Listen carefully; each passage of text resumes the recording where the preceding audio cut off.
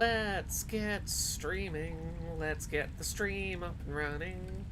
It's time to do a stream of some more Dragon Age Inquisition, while also talking about the strike situation. Doo-ba-doo-doo-ba-doo-doo. So let's get all of the bits and bobs sorted out that I need to do at the start of the stream. While we give it a minute for people to arrive. How is everyone doing so far today?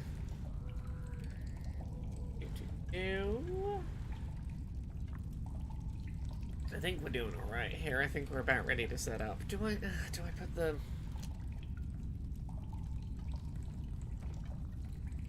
Is it that, or do we turn... Ooh, that's way too bright, but when I turn the gain down, we'll see how that looks compared to the other lighting situation.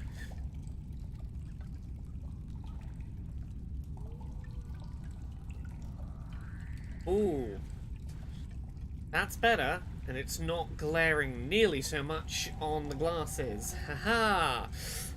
That's the way to do it. Use the big light that has the diffuser on it, so it's not an obvious light source.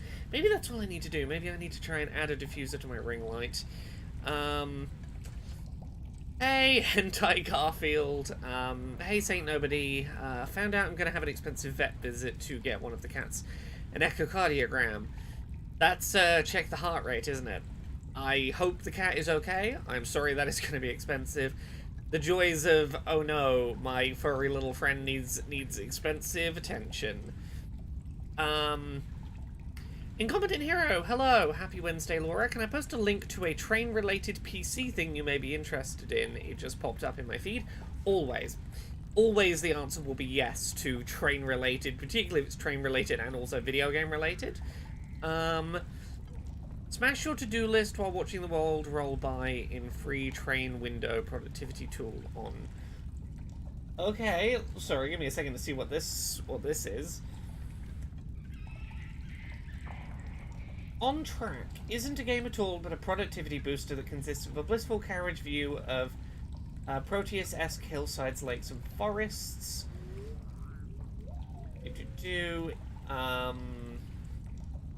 Optional lo-fi music. You can make the train louder, turn up the hubbub sounds from unseen passengers. Geography evolves a little as you complete tasks. Okay, it's a to-do list that is also just one of those YouTube videos where I watch footage of a train doing a train journey while I'm working, but also it's a to-do list and gamified. Interesting idea. Don't know if I would do it, because I like having consistency with my to-do list structures. And making part of my routine a video game I might not always have access to does not seem like a good idea for my particular routine desires and needs and how they combine, but that is an interesting bit of software and definitely something I will check out. Right, we are just about ready to go. Before we start, I wanna share an audio clip before we start on this, because we've been talking about the video game voice actor SAG-AFTRA strike here on stream for the last week or so since the strike was announced.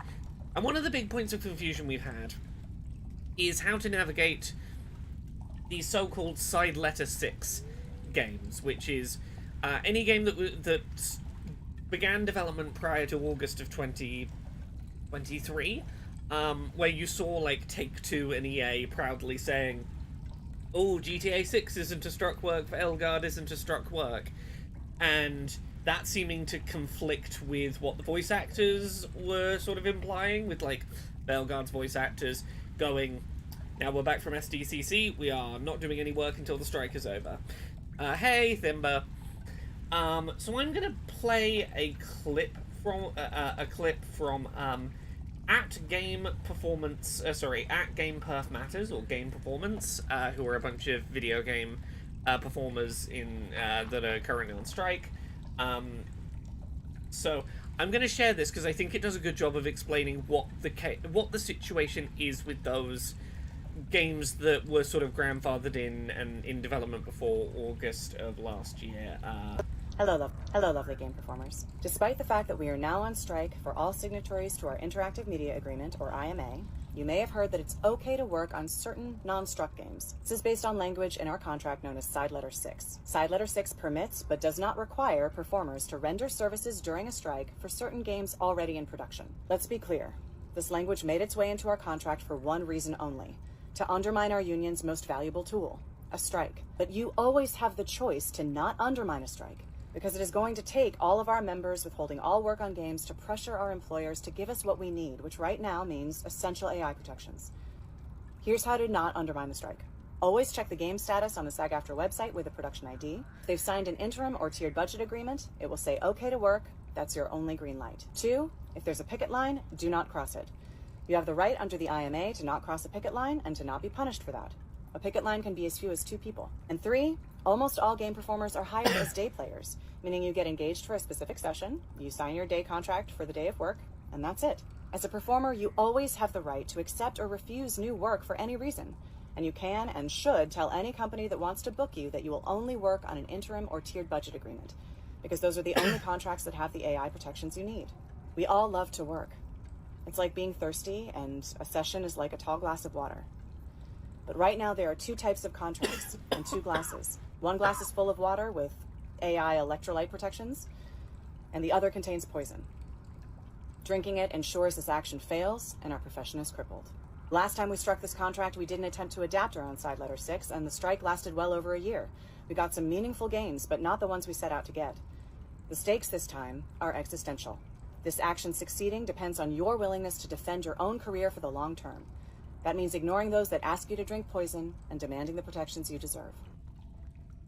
So I think it's worth sharing that clip just because I think it does a good job of being very clear about, like, hey, the situation is that even if these games are technically not struck works, doing work on them will undermine the strike, and the best way for the strike to be over as quickly as possible is to not undermine it and to refuse that work. I think it does a much better job than a lot of the official SAG-AFTRA communications have done of clarifying that situation. And, you know, you put that alongside the context of things like EA saying Veilguard isn't a struck work while all of their voice actors very clearly consider it a struck work, I think makes it clear, like, the news stories you may have seen on video game websites saying, you know, GTA 6 isn't a struck work, Veilguard isn't a struck work, that don't talk about the fact that SAG is encouraging you not to sort of treat them as struck works, are basically acting as free PR for big corporations that don't want the strike to affect them. And as such, I'm side-eyeing a little bit any outlets that are writing those kind of stories and not giving the context of, here is SAG-AFTRA's side of it.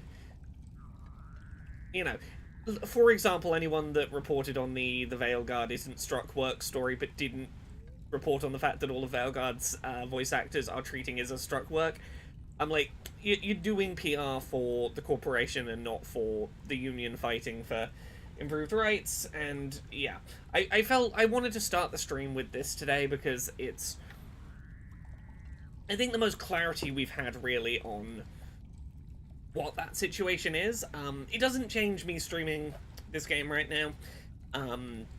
We're talking about stuff on Podquisition, those FAQs still exist as they are, but I'm making sure every time I, like right now, anytime I stream a video game, particularly, you know, this is published by EA, and EA is one of the named companies we know is involved in the negotiations right now. I am doing a SAG-AFTRA requests in terms of solidarity, which is using these streams as an opportunity to talk about the strike and remind everyone of the important information about the strike, and to, you know, do the thing. What they are asking is, hey, we're not asking you not to stream these games, but we are asking you to show solidarity by talking about the strike. So every time I do a stream of this game, I might do as little as, hey, reminder, the strike's happening. If I've got something new to share, I will share something more substantial, like I've done with the first 10 minutes of this stream, just to keep it in reality. Hentai Garfield says, as ever, you have the option to cross a picket line, it's a free country, and you can do what you want. The union says don't do it. And, hey, I am a big believer that no matter what union it is, you don't fucking cross the picket line. Because the point of a union is, hey, power to the people, not to the ruling class of executives. And I can always get behind more power to the people doing the work, less power to the people holding the money at the top. Timber says, the reality is that gaming sites don't care for strikes because they need the gaming companies to give them money for promo. I don't even know if it's that necessarily, but I will say I was really disappointed with a lot of video game news sites during the Screen Actors strike last year, the film and TV strike. There's a lot of video game stories that were very clear promotional tie-in, like, promos for movies that were trying to get around the strike, like, and get coverage of struck movies via video game tie-ins. I'm talking Teenage Mutant Ninja Turtles, the Xbox controller with a slice of pizza in the top of it that smells of pizza or whatever. Shit like that was very clearly designed to go, this is to promote a movie, but it's video games, so we know video games people will talk about it. Fucking I'm not telling these people not to report on these video games. What I'm saying is, if you report on company says they're not a struck work, also report on the voice actors who say, yeah, it is. Yeah.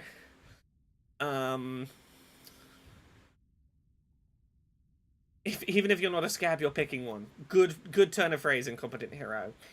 Saint Nobody says, there's only a handful of cases where it's justifiable to cross a picket line, like if you need to help someone having a medical emergency. I don't think anyone on the planet would consider that crossing a picket line. I think the understanding is there is a difference between there is a person there who needs medical help and I am intending to go past this picket in order to do work, scabbing and undermining the strike. Crossing a picket line to render urgent medical aid is not undermining a strike, you know. And again, as I say, video game sites are not being, unlike the film strikes where, you know, there was a request to, like, not just promote movies. No such request has been made that I've currently seen for video game outlets, and no one's being asked not to write news stories about these games. It's just like, hey, if the corporation says, we're not struck, maybe go, well, yeah, but what do the people who are striking say? Oh, the RMT do love a good picket line. Of trouble to turn to banditry. You think they sit around sharpening axes and waiting for disasters? Oh, I gotta turn the sound back up again for that quiet VO. Cool, so we are currently meeting Hawk's Warden ally in Crestwood. I think that's what we're doing in here.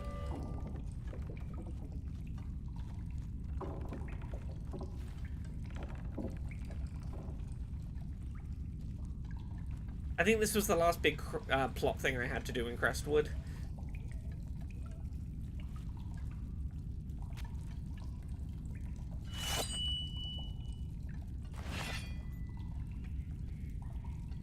It's just us. I brought the Inquisitor. What a... Is that... I was gonna say mutton chops. I don't think mutton chops is the right name for this moustache. I'm at your service, Is this mutton chops? Is that what mutton chops refers to? Or is mutton chops big bushy sideburns? This is like a handlebar moustache, but it's the mutton chops of handlebar moustache this man has. Oh, also on the note of the strike, hey, you know how Steph recently announced that they're writing for a game called Date Everything? They're one of the first video games I have seen that has agreed to SAG-AFTRA's interim agreement, meaning that the devs have agreed to all of the terms that SAG-AFTRA is requesting in terms of AI protections, and as such, people can go do voice acting work on that game. The game that Steph is writing for is one of the few games out there right now that has, like, openly said, hey, we have agreed to the interim agreement, which is pretty cool.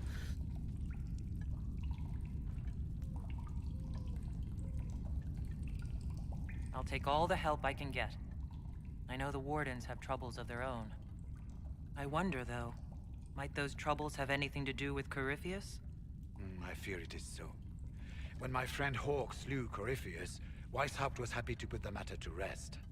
But an archdemon can survive. Yeah, that's just a wounds that seem really fatal, fucking bushy and handlebar, I feared guess. Corypheus might possess the same power. My investigation uncovered clues, but Oh, no Thimba, I will repeat it one sec. Then, not long after, every warden in Orlais began to hear the calling. Ooh. Maker, why didn't you tell me? It was a Grey Warden matter. I was bound by an oath of One sec, secrecy. Thimba. Yeah, the short version, Steph is writing for a game called Date Everything. It was announced, I think, today that the developers behind that game have agreed to SAG-AFTRA's interim agreement. Basically, they said, hey, SAG, every bit of AI protection you're asking for, we agree to do that. And therefore, voice actors are free to work on Date Everything, the game that Steph did writing for. So that's really cool. They are one of the only companies I've seen right now who has vocally and publicly gone, we are agreeing to the interim agreement. So that's cool. There we go. Is the calling some sort of Grey Warden ritual? The calling tells a warden that the Blight will soon claim him. It starts with dreams. Then come whispers. Oh, so all the wardens are hearing The warden says you're his gonna get farewells, corrupted soon. goes to the deep roads to meet his death in combat. And Yes. every Grey Warden in Orlais is hearing that right now. They think they're dying. I have a great analogy for what's happening to the Likely because wardens. of Corypheus. If the warden I'll get there in a sec when we get an who will opportunity. stand against the next Blight? It is our greatest fear. So Corypheus isn't controlling them. He's bluffing them with this calling. And they're falling for it. Yeah, so the fact that all of these wardens are hearing the calling, which is a thing that tells them you're close to death, go to the place where dead wardens go to die. And they're falling for it, and none of them are realizing, wait, we're all hearing the calling at once, something's off, maybe we're being fooled. You know what this reminds me of? You can convince an ant that is alive and healthy that it is dead. And you can convince other ants around it to believe it is dead despite the fact it is moving around and healthy. Dead ants give off a specific smell, and if you apply that smell to a living ant, other ants will, like, grab it and take it to the ant graveyard and put it with the dead ants. And it might try and leave once or twice, and, like, the ants will go put it back in the ant graveyard. And then eventually the ant will give up trying to leave the ant graveyard and will just assume it is dead, despite the fact it's clearly alive still. Because it smells of death, and every time it tries to leave the death area, they're like, no, get back in there, you're dead. Despite evidence to the contrary, I fucking love this fact. Because it is the perfect analogy for this. All the wardens are hearing the calling and none of them are going, wait a second, it's a bit fucking suspicious we're all hearing the calling at the same fucking moment, innit? Watson, I wasn't talking about the Bungie layoffs, but I can definitely talk about the Bungie layoffs a little bit. Watson says, as someone who's enjoyed Destiny for a while now, it's very depressing to see the hard work of so many talented people be undermined by the greed and incompetence of Bungie's leadership. Yes, so for anyone who's unaware, about 20% of Bungie's staff just got laid off. Fucking sucks. Specifically sucks because, as I understand it, there was recently released a Destiny 2 DLC. It was, I forget the name of it, but it was the big DLC that, like, wrapped up the story that's been going since the start of Destiny 1, like, the big story finisher. It was very well received. It was, like, a very critically, commercially, fan opinion. It was very well received. It was, like, seemed to be the best bit of content Destiny 2 has had in years. And right on the back of doing the best work they've ever done, 20% of the studio just fucking fired. The final shape. Yes. So, feel free to correct me if I've misunderstood any of this as a person that's not really a Destiny person. That is my understanding of it. It's got real vibes of when Hi-Fi Rush's Studio Tango Gameworks were closed down right on the heels of releasing, like, critically acclaimed Hi-Fi Rush, and suddenly the studio's shut. It's got those vibes, and it's fucking sucky. Right. Is the calling they're hearing real? Or is Corypheus mimicking it somehow? I know not. Even as a senior warden, I had heard only the vaguest whispers of Corypheus. The wardens believe that this calling is real, and they will act accordingly. That is all we know for certain. Yeah, they're ants that smell the dead ant smell. You said all the wardens are hearing the calling. Does that include you? Sadly, yes.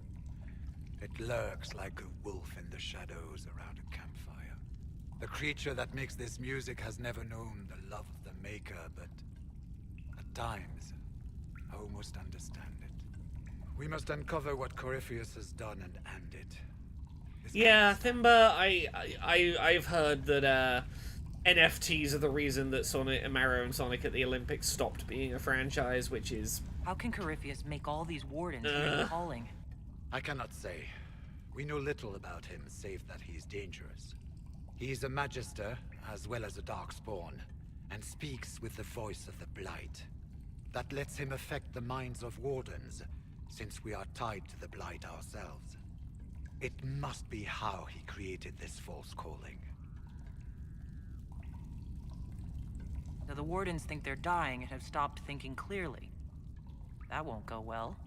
We are the only ones who can slay archdemons. Without us, the next Blight will consume the world. Warden Commander Clarel spoke of a blood magic ritual to prevent future Blights before we all perished. When I protested the plan as madness, my own comrades turned on me. Grey Wardens are gathering here, in the western approach. Okay, that's good. We have a sense where the Wardens are going. That's progress. It is an ancient Tevinter ritual tower. Meet me there, and we will find answers. Also, have I leveled up my party yet? Because if Let's so, go. I'm wondering if I'm at level 12 still. I'm wondering if I'm getting toward the level I need to be to go back to the Hinterlands and fight that dragon that I was like, not that far off being strong enough to do. Here we go. Leave the cave. Do I have more stuff to do while I am here? That's the question. There's... I'm gonna zoom out to it. Oh no, yeah, okay, I guess we found that place before. Okay, doesn't look like we have any more quests to do here immediately. That's good info. Right. In that case, let me consult the what order am I doing things in list so that I don't screw this up. I have to sign in to Tumblr to... Why do I have to sign in? I just want to read the list of order to do things.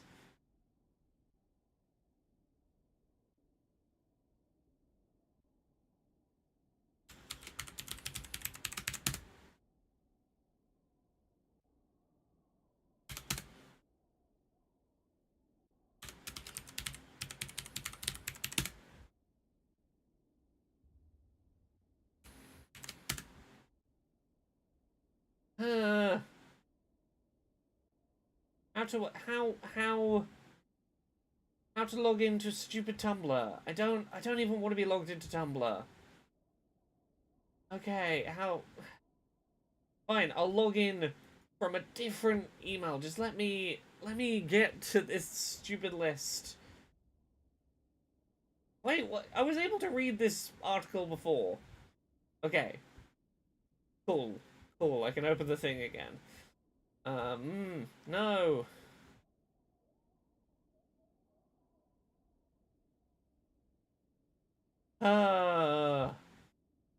Forgive me, I have to work out... I don't really use Tumblr. I have to work out what my fucking Tumblr login shit is, because otherwise I can't read a stupid article I'm trying to read. Apparently, I'm not just allowed to read a thing on the internet. I have to log in to an account that I don't remember to read a thing that previously didn't require a login from me, because...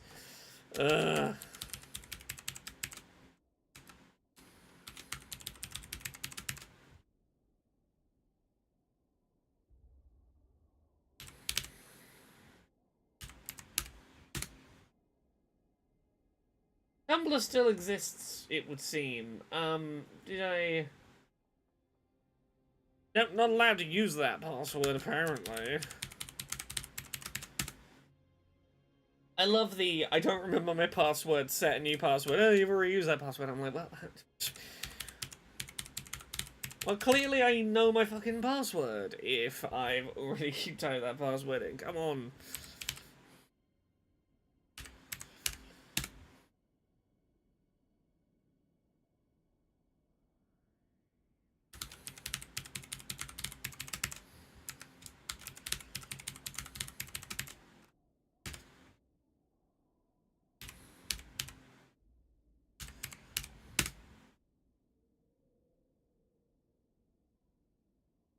Ah, I'm stuck in a loop.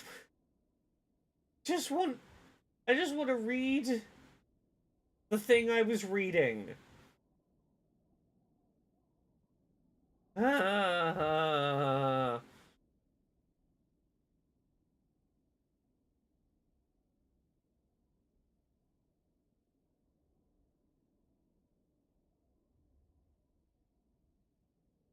Ah.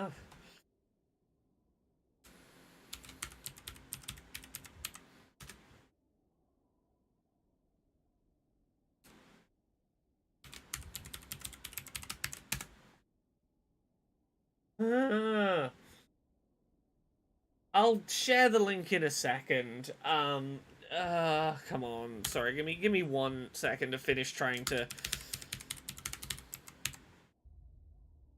try and uh ah.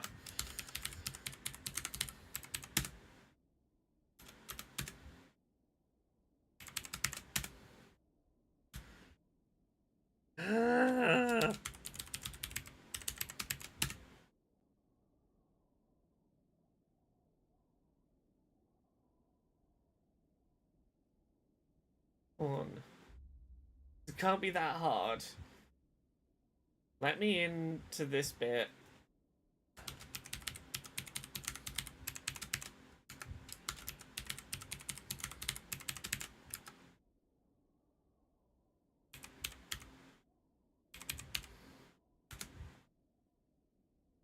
Okay. I think I logged into fucking Tumblr. Cool. So now, can I just go to the link? The link I was reading, perfectly happily not logged in. Yes, okay, I'm in. I can read my goddamn thing. So, Valreo, Falomaya, Forbidden Oasis, Storm Coast, Crestwood, so we are heading to the western approach. Okay, western approach. Have we unlocked the western approach?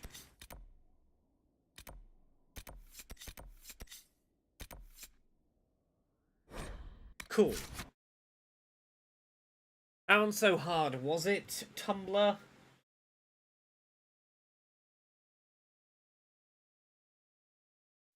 Websites, just let me read a thing without having to log in. Challenge level impossible, I know, but...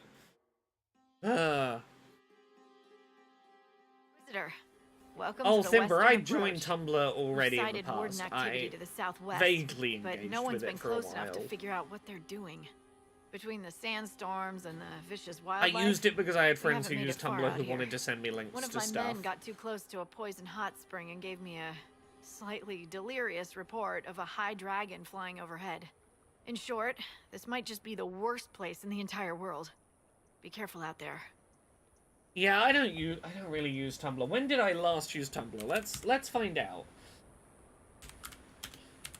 Tumblr.com, can I see when I last publicly did anything on Tumblr? My gut says it was recently enough that it would have been, yeah, so it was Laura... Oh, God, it was back when I was doing the Geek Night In. I did share a link to Gender Euphoria on there, so, okay, when it was on Unbound... for crowdfunding, so, like, 4 years ago? I must have logged into Tumblr. I reblogged some Kingdom Hearts 4 memes. Okay, maybe... Okay, 4 years ago, I was largely using it to find Dice Funk fan art, it would seem. There we go. Are you worried about me? Someone has to be. And try not to die. I don't want to deliver that report to Skyhold. We intercepted a Venatori messenger and, persuaded him to give up the orders he was carrying. We have them here. This entire place. It just feels like something's not right. Be careful. VO5100, close. Not a mage. I'm being a big sword fighty character this time around. Okay, where am I? Read the Venatori report. Okay, and somewhere around here there is. Oh, requisitions officer. Sure. What do you want? Is it? Could prove useful, sir.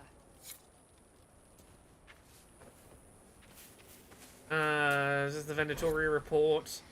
With our allies, the Templars redeploying and abandoning their mine in the canyons, we will now focus our efforts on the excavations and the summoning attempts. You'll have a word with our White Claw associates. I'll be sending further resources your way. I might well have posted on Tumblr about the protest. Yeah, I used Tumblr briefly, and then it was one extra social media to be paying attention to, and I just don't have the brain space for that many social media-y things at the same time. I just don't have it in me. Okay, so where am I ultimately trying to head? Okay, there's Red Lyrium, and Search of the Mine. Mystery thing. Ultimately, I need to be heading this way. And this way, and Hawk. Okay. This direction, going sort of north, is the direction that's gonna not take me towards progress a bit, so we're gonna do that. VO, I'm on Blue Sky and I'm on Mastodon. The issue I have is I struggle to keep up with that many, like, feeds of stuff. Mastodon, Blue Sky, and Twitter, I basically just post links to my work things. I, like, create one post and then I copy-paste it and post it on all three. But, like, Tumblr wants a different kind of content to... Like, Tumblr is not the kind of place you copy-paste tweet to. Is the thing. Tumblr is a social media that, like, would require... I'd have to make bespoke stuff for it to get any kind of traction. That requires keeping my head focused on, like, what the Tumblr content feed culture is, and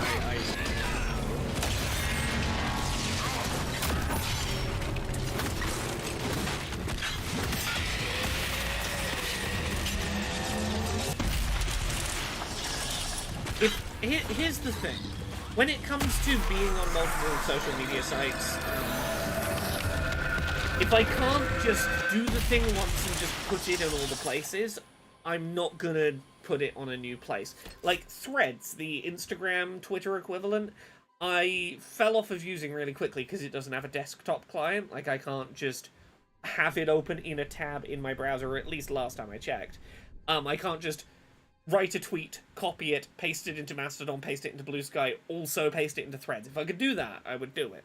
But my options for Threads were manually rewrite the post on my phone and post it on Threads, or have something like BlueStacks, which is an Android emulator, open BlueStacks, open the virtual browser, copy the tweet, paste it into Threads there, and post it. Anything that's more friction to me just going, I have one tweet, I will put it across all the things, I'm just not gonna do. Web version is now available for Blue Sky and Threads. Blue Sky's had a web version since the start, hasn't it? Like, the only reason I use Blue Sky is because it had a web version from the start. They also have a Threads app on Windows. Yeah, but I mean, this is the problem, is they missed their chance to grab me, because when it was the new exciting thing everyone was jumping to, I couldn't make it an easy part of my workflow, and therefore I was just like, nah, it's not not the platform for me. And maybe that's short-sighted of me, but like, I have very limited space in my brain to add another social network that is going to require active effort from me to maintain. Fair enough. Blue Sky had a web client by the time I got an invite. When I got offered an invite code, it already had a web client, and that was fine for me. Threads, I don't know. I've lost track of which one is the one we're all moving. We're all jumping ship to. I don't know. I want people to have a consensus so that I can just move to the one we're moving to and be done with it, and have that be the one place I am.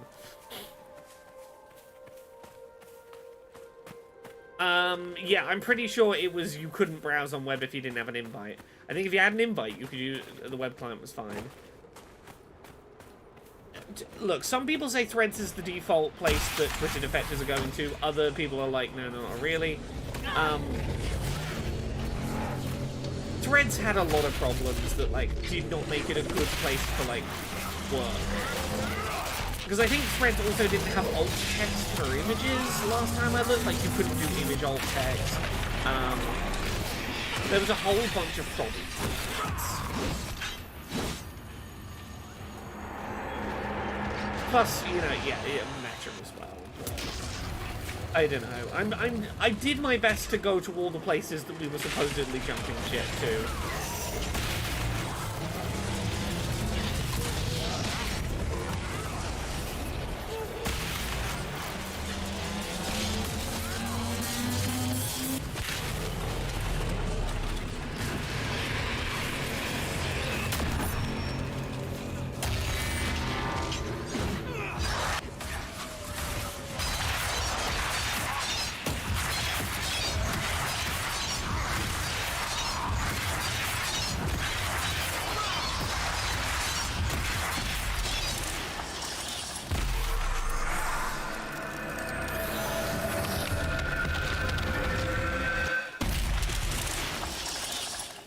Oh, Hive! Hive was the same problem. Hive was another one that didn't have a desktop client, and the only way I could post to Hive was to... It was fucking BlueStacks again. Like, let me check. I'm pretty sure I have Hive and just never fucking use it. Yeah, when did I last use Hive? I have it on mobile. Let's find out. When did I last use Hive? When did I drop off of Hive? I, in theory, have one.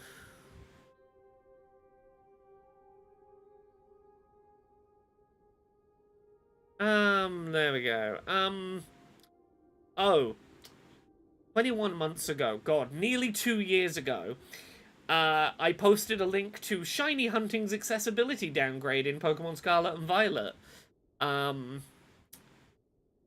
Despite the fact that I've done 5 posts total on Hive, and the most recent was 2 years ago, I have nearly 600 followers on Hive.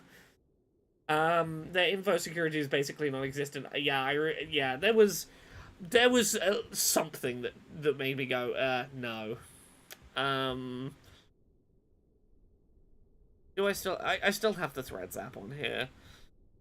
Threads is one that, like, I'm pretty sure I have a decent number of people on it. Yeah, I got, like, 600 people on Threads. Oh, it was almost exactly a year ago I last used Threads. Specifically, it was Gamescom 2023 when I had the opportunity to talk to Xbox's accessibility team and to tell them about people's accessibility issues that they would love to see the Xbox hardware team address.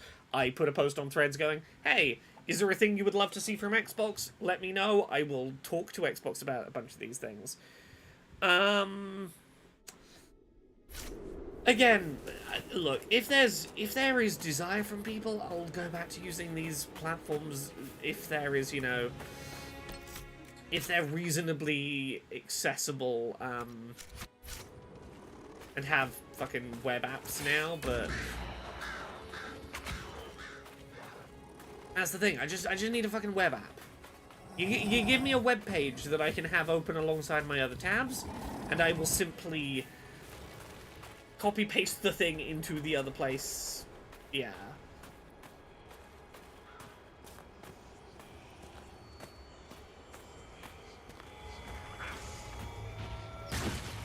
Oh, don't stop me picking up my shards, little wolfie.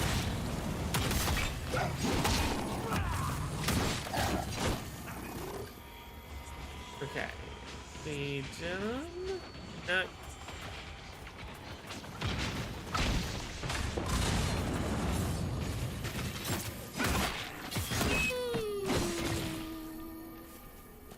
On that note, I am going to be at Gamescom this year, is the plan.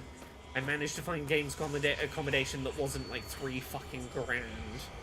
Because 350,000 people are going to be at that event, and therefore hotels know that they can charge fucking through the roof for accommodation. I managed to find reasonably priced accommodation where my freelance work isn't just going to entirely be eaten, like that money isn't just going to be entirely eaten up by the accommodation of being there.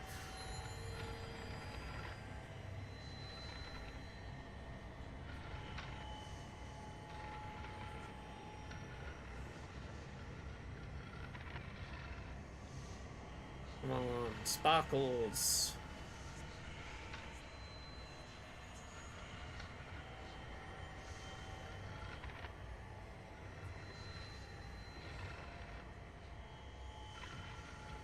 Ah, there you are.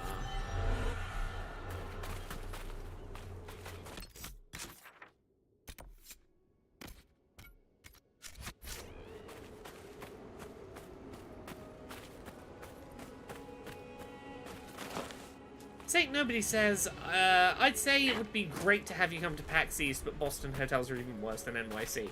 I've been to PAX East 1 year.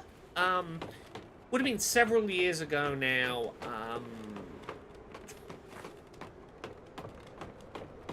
I'm gonna say like it would have been 2016, 2017. I'm gonna guess it was like a year into Pogquisition, maybe. Interesting.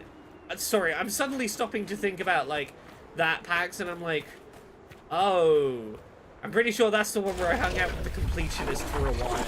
Oops. Yeah, that's different in context today. Yeah, lovely hotel, super fucking expensive. If I, you know, flights to Boston are really not that bad. It's mainly accommodation costs for something like PAX. I would love to go back out. It's mainly a case of all I need is a place to like lay my head down and crash out to sleep, but making that an affordable thing is next to here though, because I have a conflict. I'll say this, there was at one point, and it never ended up happening, but when Steph and Conrad were both on the east coast of the US, there was talk of maybe we try and submit a live Pogquisition as a PAX panel, and I fly out and make that happen. And it didn't happen. But I would still be open to doing a live Pogquisition at PAX East. If we can make it make sense financially to do a couple of flights and some accommodation, I'd be open to going and doing something like a live Pogquisition at PAX.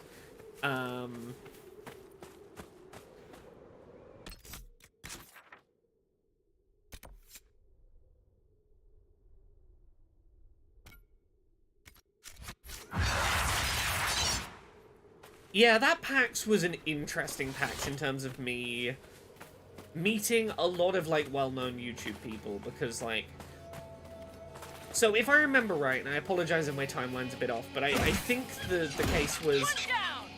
I went to that PAX just shortly after guesting on the Co-optional podcast, the appearance that included, that eventually got made into a co-optional animated, the one with me and Dodger in the Army of Geese. And because of that, I ended up meeting a lot of YouTube people via that. So I think that was the one that led to me meeting, like, the Completionist and a whole bunch of other people in, like, that era of video game YouTube space of like 8 years ago.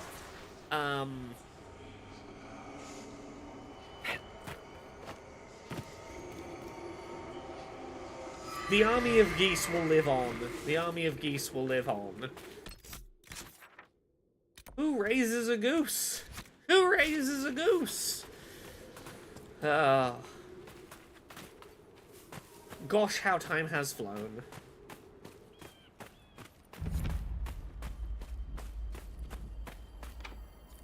No good. We'll have to find another way. Of note, Dodger, absolutely lovely. When I have had books on Unbound that I've been crowdfunded on Unbound, multiple times Dodger's like bought, like gone, hey, can you make a buying option so I can just like buy like a stack of 5 or 10 and like give them away on stream? And I'm like, oh, thank you.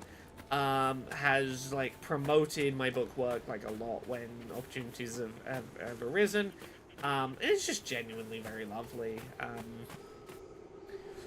We hung out quite considerably at a UK event called CoxCon, maybe like 6 years ago now. Absolutely lovely to spend time with.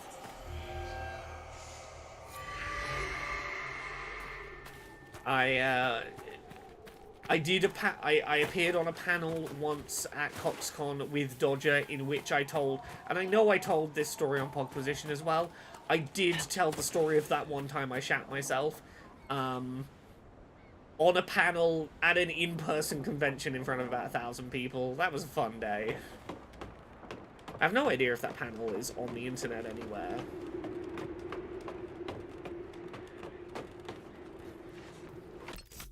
I'm now curious. I now have to, CoxCon panel, Dodger, Laura?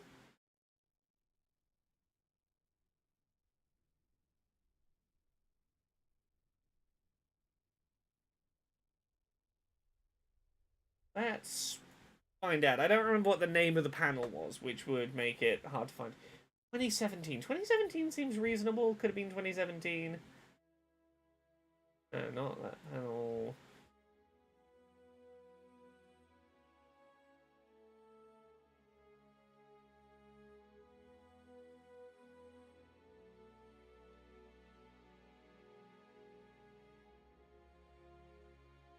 Let's have a look. CoxCon panel. No, all I searched there was Cox panel. That's not going to find me what I want.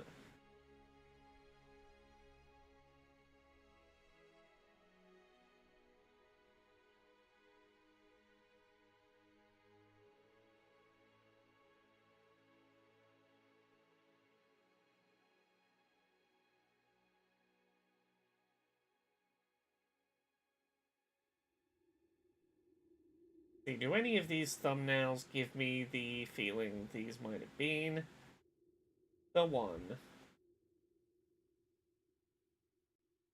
Not 2016.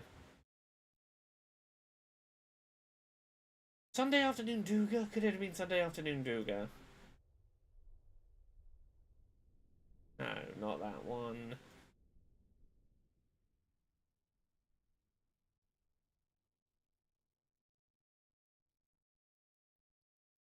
Coffee Time with Dodger and Friends. That's probably the one. That'd be 2015. Yeah, there we go. This was me, Dodger, Crendor, and Jesse Cox. God, yeah, no. Okay, yeah. Less than 5 minutes in, I was telling the having shat myself story. Oh, yeah. I want to hear yours. Go. Funny poop stories? Yeah, so if anybody has a good poop story. I do. See? Right? Everybody always has a good poop story. Go.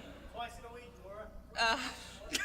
Yeah. Yeah, I wasn't gonna tell the shit myself story, but someone in the crowd went, "You gotta share yours, Laura." And just everyone on the panel looked at me. I put my head in my hands. I was like, "Oh no." So, now yeah. I want to hear yours. Go. No. You're the guest. Poop story first. Okay, are we really doing this? So, yeah. Okay, it can't get much worse. I told this story to like 50,000 people on Podquisition this week. Perfect. So, I can't wait. Yeah. fuck off.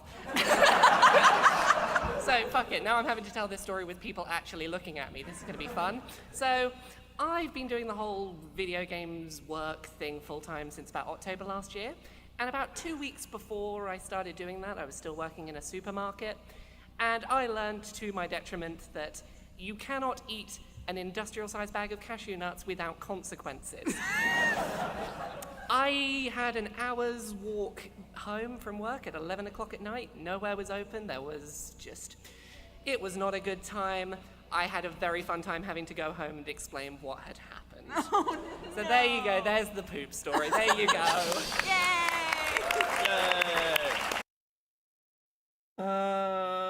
So there we go. God, that was 2015. I was such a little baby. Still doing the really high effort to like really get my voice as high as I could. You know, in the thought that that would in any way save me from the internet's being full of shitty transphobes. Really just like forcing that voice up. There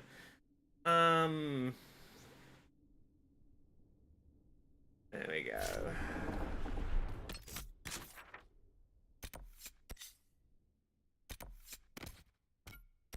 Okay, so let's go for the red lyrium if we can.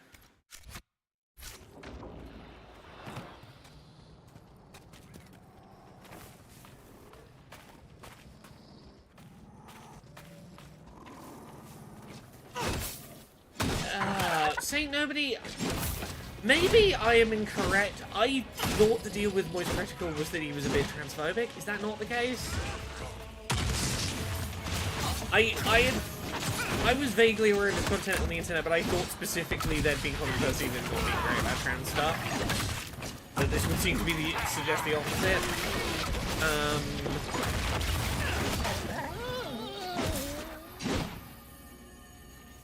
Oh, the joys of trying to keep up with all of the men that exist on the internet and which ones are shitty or not.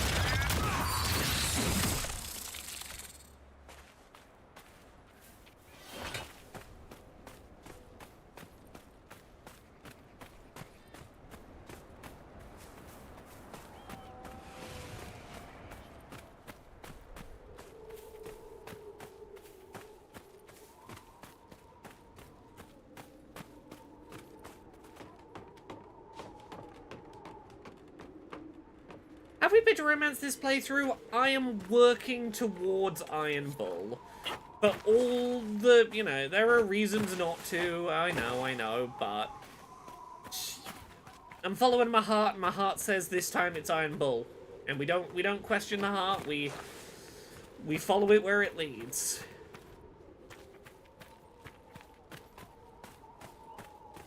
Fair enough. Maybe I am incorrectly informed as to Moist Critical. I had seen his content come up before and not seen it be necessarily a problem, but also, you know, when you just have that voice in your head that goes, you heard something about him being bad, and I'm like, I can't nail down what, but usually I trust the little voice in my head that's like, ooh, something.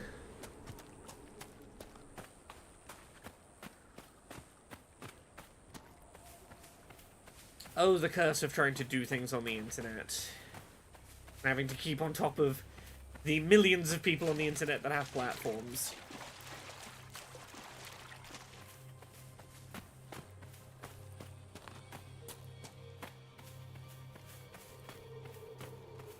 That's a lot of carts. Why are they even out here? Okay. Oh, I need to be up. I need to be up this cliff. How do I get up this cliff?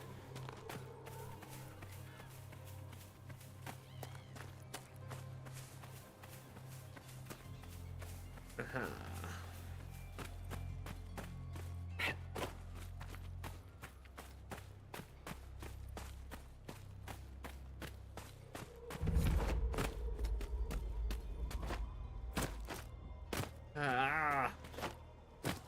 Just let me, Breath of the Wild, climb these walls. Oh, how modern open world games have ruined my ability to be patient about a small cliff I can't easily jump up. The waist-high cliff conundrum. I have such less patience for it now than I did back when this game originally released. Okay, how do I get up?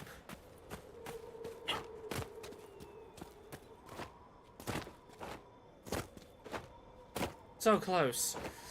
It's right there. It's right there.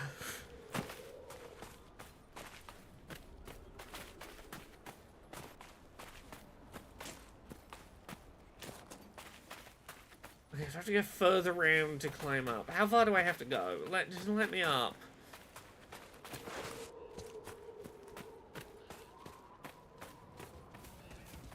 More carts and dead bodies. That's not good. I love Pichu. Yeah, there is a new Dragon Age coming out somewhere between October and December of this year called Veilguard. When bringing it up, I will remind people that, you know, the voice actors for that game are currently on strike as well as the voice actor SAG-AFTRA strike, sports striking workers.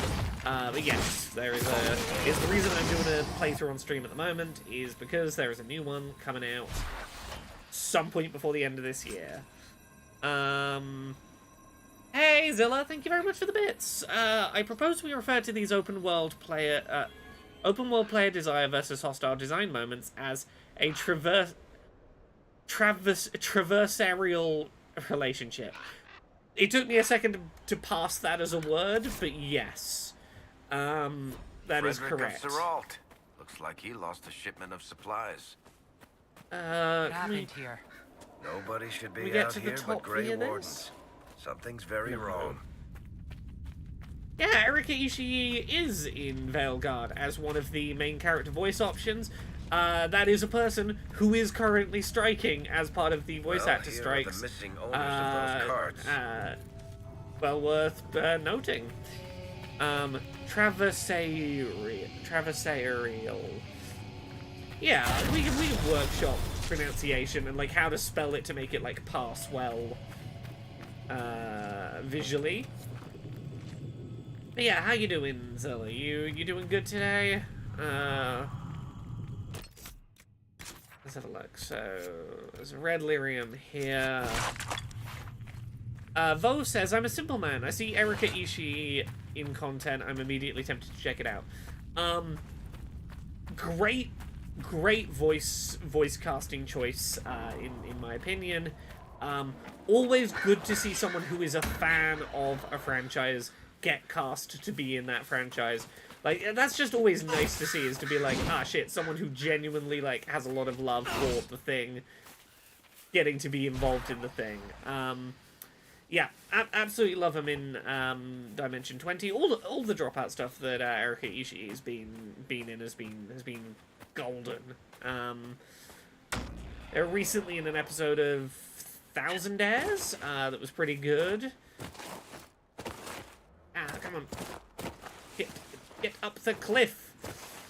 Because the problem is I'm so close to the top of this cliff. I can tell that I can. Like, I guarantee I can get up this cliff if I just jump at it for long enough.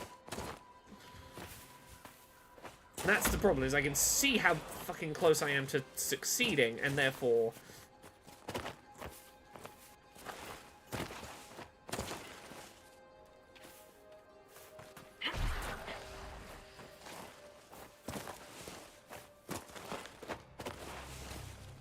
is there something trying to fight me?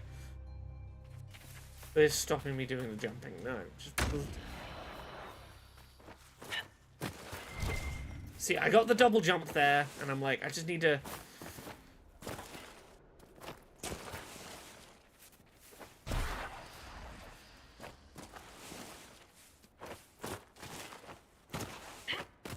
Ah! Am I getting on that rock on the right?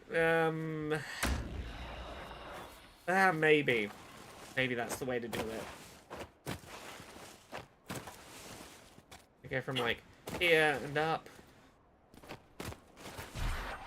No, weirdly, this feels hard. It feels like it's going to be more tricky to do than the other spot. I think the spot up here is the one to do.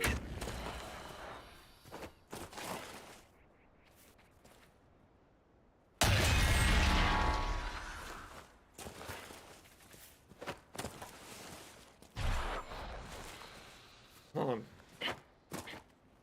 Okay. Try jumping as a different character, just in case.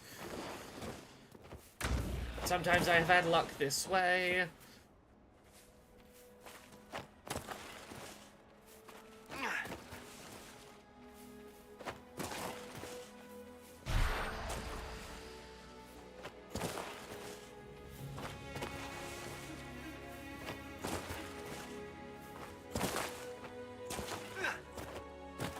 Okay, that's the spot I want to aim for, is like there.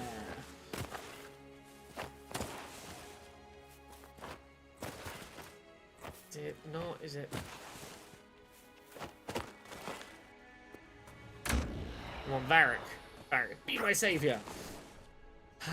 Don't tell me if I just walk around the other side of this rock, it's just gonna be like a fucking way to walk up. What I wouldn't give for some yellow paint that told me what was the correct climbable surface.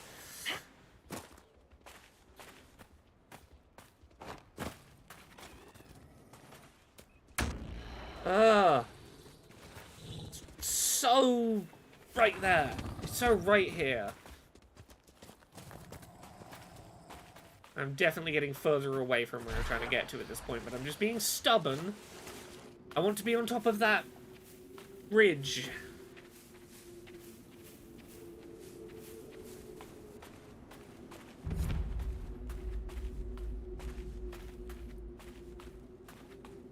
I don't care if I'm going massively off track of where I'm meant to be. I can't let this small incline defeat me.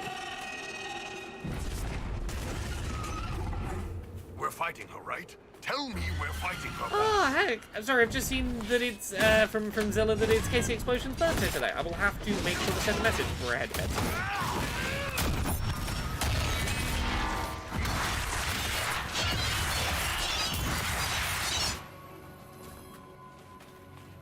Okay, okay, can I reach the top of the stupid cliff from this side?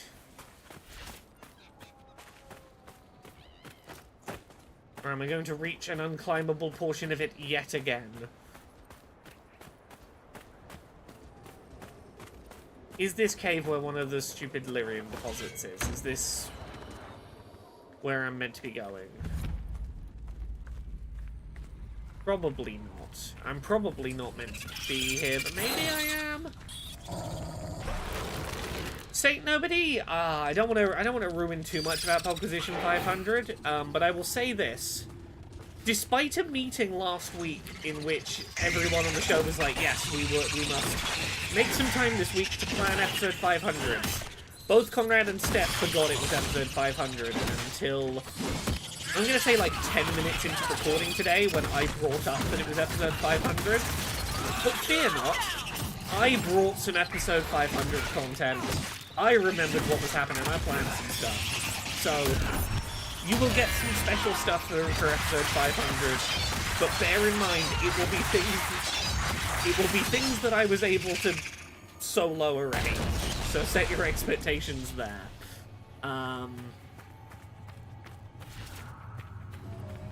Things that I was capable of setting up while also two of the hosts having not remembered that it was happening. I think it's a really nice episode. I think it's there is some nice little stuff in there.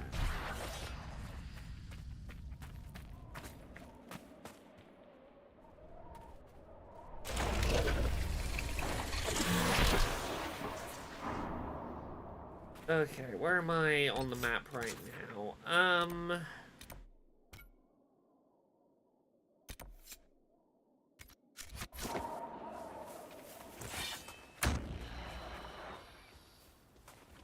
There we go, I'm progressing now. Stuff's occurring. Come on, bring me the wolves.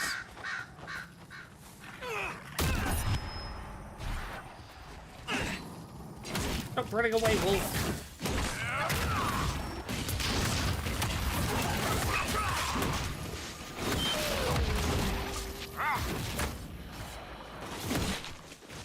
in updates on Insomniac being the most leaked video game company of all time,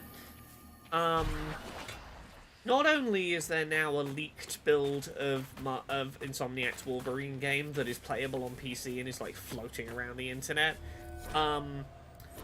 2 hours of gameplay ended up on YouTube the other day of someone just playing the Wolverine game that happened.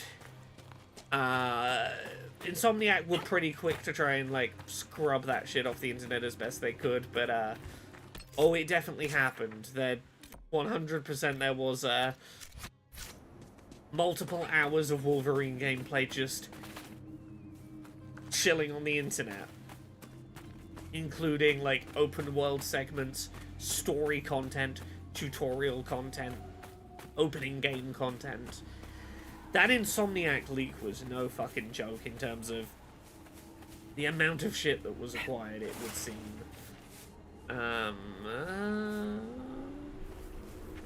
This landmark I'm looking for somehow under here, maybe? Okay, well, we won't worry about the landmark for now. Let's...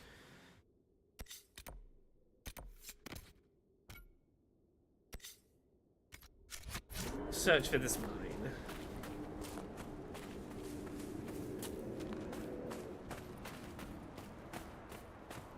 Ooh, fun, exciting stuff about accessibility consulting work.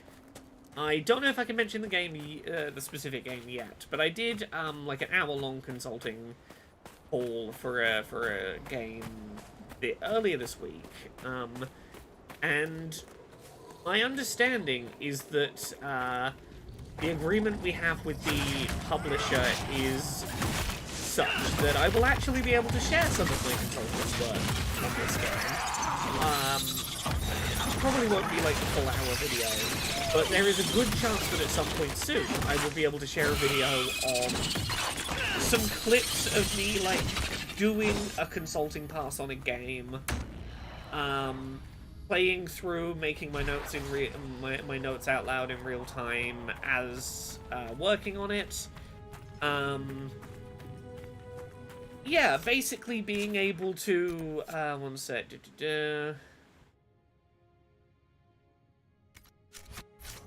yeah, actually show off what it's like when I do consulting work, which is a rarity. I don't get to do that super often. I'm looking forward to that. Oh, Saint Nobody, there's been a few, there's been a couple of things like that.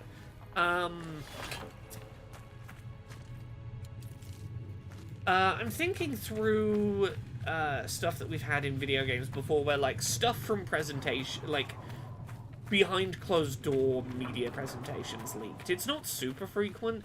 One of the examples I remember that, like, in hindsight was very clearly real marketing materials being shown to like executives or something was right before the reveal of Pokemon Legends Arceus, like the day before that was meant to get its first trailer shown off, there was an image of like a projector projecting something up on a wall, and in hindsight you look at it and it's like, oh, that's very clearly the 4 ride Pokemon that you unlock throughout the game. 2 of which were very clearly shown and 2 of which were shown in shadow as to sort of hint at them. But, like, one of the things you can see in there, you can look back on with hindsight and go, oh, that's, Hisui? That's the region. Hisuian, Sneasel, Weavile, the climbing one. You hang out in its little box on its back. Let me find the thing.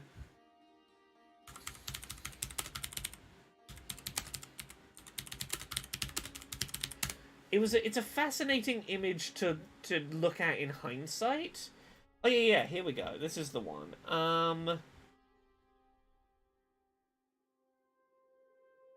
Okay, this is not the image from the presentation I was thinking of, but it's another image from that same presentation that's like very clearly real in hindsight. Yeah, look at this. This is very clearly being projected up on a wall for some executives, and it's like, oh, that's Cleavor, the new Scyther evolution. The UI elements are all very clearly there. Yeah, there was another image of this that was the traversal stuff, and that was the one I was thinking of, but,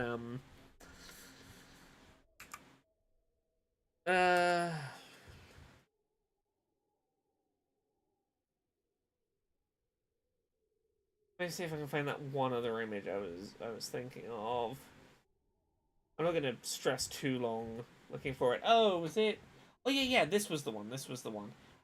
It was not the bottom half. The bottom half that's very clear screenshots you're about to see was not in the leak, but the top half.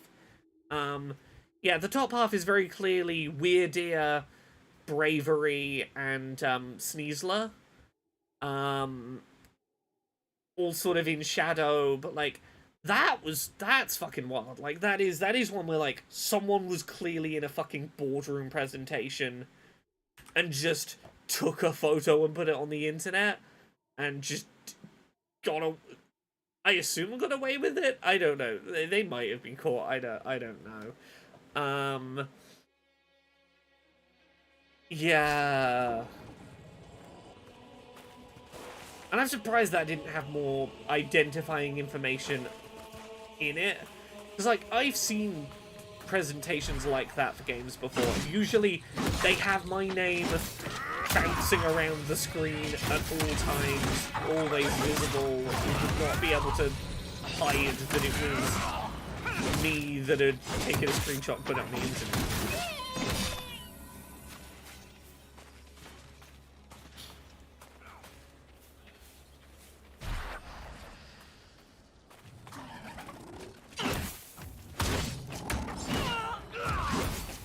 Okay,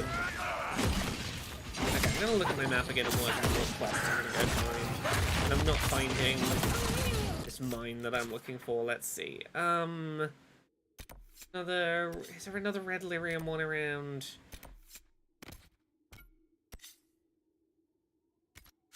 Okay, let's try and find our way towards the other red lyrium deposit.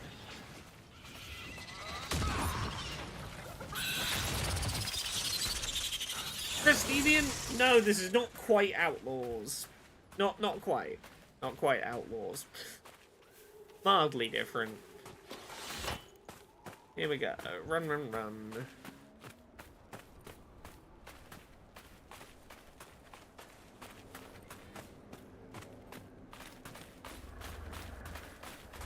Timber, without reading more about the story, I wouldn't know how to feel about it. It sounds like a case I would probably need to read the specifics of to have an opinion of.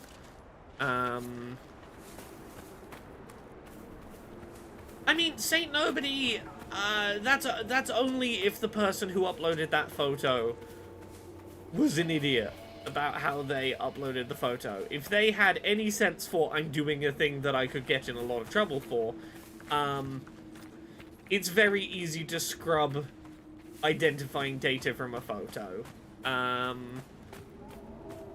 Thimba. Okay, without having researched the story you're talking about, I will give a very vague opinion with the caveat of I've not read the specifics and I don't know the specific story you're talking about. Thimba says, in some random news, a visual novel game dev is planning to take legal action against a streamer, after their latest game was streamed at launch. Apparently he asked people to wait for a week, but someone did it on launch day. Once your product is legally available for purchase by the general public, you have very little say about what they do with it.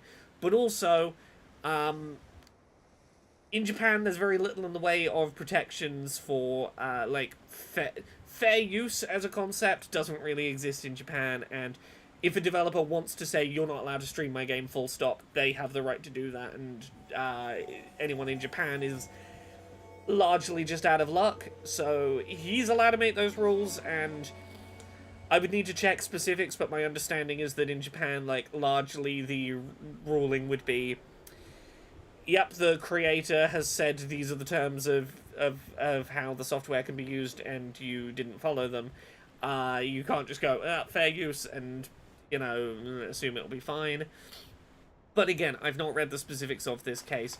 I can think it's bullshit, personally, that a person purchased a product and then can't do what they want with it past the point of purchase, but also I know that Japan is not necessarily the place that's going to protect you on that. Saint Nobody says, true about the fact you can skim data off of images, but people mostly have terrible OPSEC. I mean, if a person knows they're breaking the law, with a company that's known for suing people into oblivion, I would like to think that you'd at least try and have some OPSEC. Or for anyone who doesn't know the term, operational security.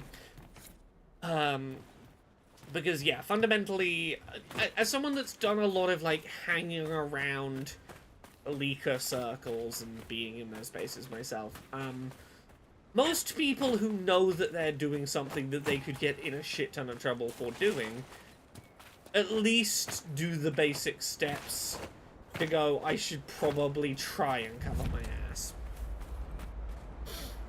Yeah. Thimba, I appreciate you sending the link. I'm not gonna sit and read a news story involving a legal case and try and form a firm opinion on it on stream. I might have a look at it another time, but as I say, I'm not gonna try and form an opinion on a legal case that I have not properly researched, and on stream in the middle of stream is not the time for me to try and do so. Right. Here we go, here we go. Come on, give me that lyrium cave.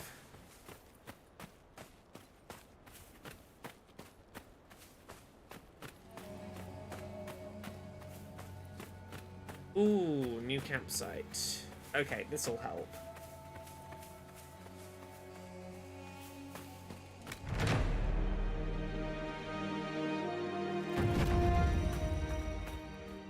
Inquisitor.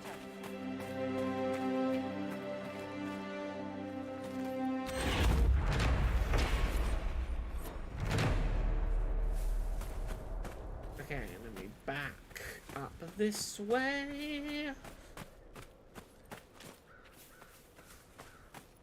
I need to be like up there.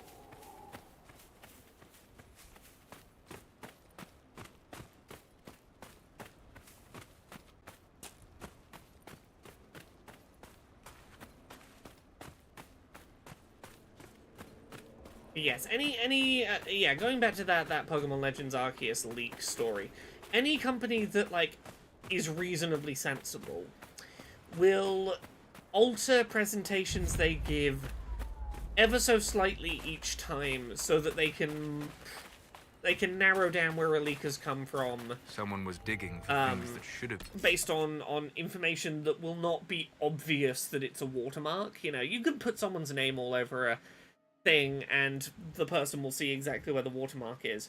But let's say you change, you know, you put a double space between two words somewhere in a sentence. You could measure that in a leaked photo and tell where it is, but no one's going to notice it automatically and go, that's a watermark double space. Shit like that. Never underestimate the degrees that, like, companies with good OPSEC will take in terms of, like, we're gonna watermark this in a way that the people trying to leak it won't notice we've done. So that, like, you know, let's say we show this that Pokemon Legends Arceus presentation to, like, 10 people at a time. We look at those leaked photos and go, for hypothetical example, the double space is there. It's someone in that batch of 10. Like, that's the kind of shit that will get you caught leaking stuff. It's very rarely people get caught for, like, they forgot to scrub the EXIF data off their image. It's much more often there was something subtle that the leaker did not know was a tell as to their actions.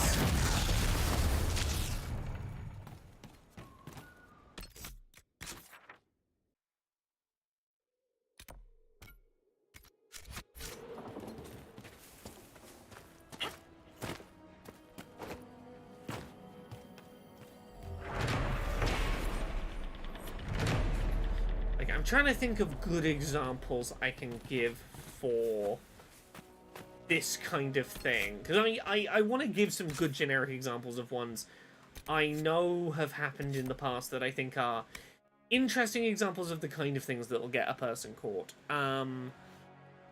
Saint Nobody says, there were some screenshots of internal Twitter tools a while ago where the leaker's name was in it, like one shade lighter than the background, so you couldn't visually see it if you didn't know it was there. Yeah, shit like this. Because, like, yeah, like, a really easy example is, a thing that a lot of people who don't know what they're doing get caught up on is, let's say you get sent, like, a press screener of a movie, and you get sent, like, a movie on DVD to watch and review at home, but it has your name on screen, constantly there. Some people will cover that, you know, name or email address or whatever with a black box and go, cool, I'm covered, they won't know it was me. When the position of the name was also unique to you, not just what name was there, and by covering it with a black box, you've still told them where your name was, and they can still, like, narrow down who you were, for example. Or, things like, I've seen versions where, like, movie screeners have been sent out to people, and there will be a single pixel. It'll look like your screen has gotten a dead pixel, and it'll be a single pixel somewhere on the screen that's just acting a little unusually. It's like, oh, yeah, no, you have to notice that there's one pixel that's just, like, not doing something right, and it's like, oh, no, that's your fucking watermark, is your one weird pixel that occasionally flickers in a way it shouldn't. Saint Nobody says they caught a guy that leaked rips of Oscar screener DVDs where there was an invisible watermark. I've known movie screeners to have audio watermarks that are not visible and that are not audible, but you put that film's audio into a spectrogram, and you can see, like, oh, I can visually see something there that, like, clues me into who that is. Movie screeners are honestly the place where I learned a lot of this stuff. As someone that used to get movie screeners when I wrote for MCM Buzz back in the day. Yeah, it's interesting. I have, like, a genuine fascination in those kind of things and the things that get people caught in those regards. One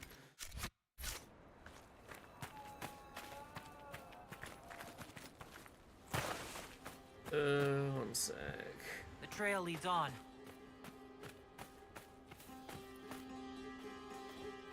Oh. Companies have invisible watermarks. Oh, no, I'm aware there are invisible watermarks. It just got me thinking about another example I knew, but, yes, coded anti-piracy. An anti-copyright technology that marks each film print of a motion picture with a distinguishing pattern of dots. Yeah, there's a whole bunch of ways you can do this shit. I love these kind of stories. A slightly unconnected story. There was the witness is Jonathan Blow, and Jonathan Blow's shitty, right? So if I believe that is the case, and if so, like, I'm not endorsing him as a person. I did stumble upon an interesting clip of him talking about how he could tell when streamers were playing pirated versions of The Witness. And the short version is, the first pirated version that ended up on the internet was uploaded by a Chinese piracy group, and that Chinese piracy group hard-coded the version they uploaded to boot straight away into Chinese, rather than you having to see the language select screen and have to choose Chinese. So the first version that floated around in the internet was Chinese.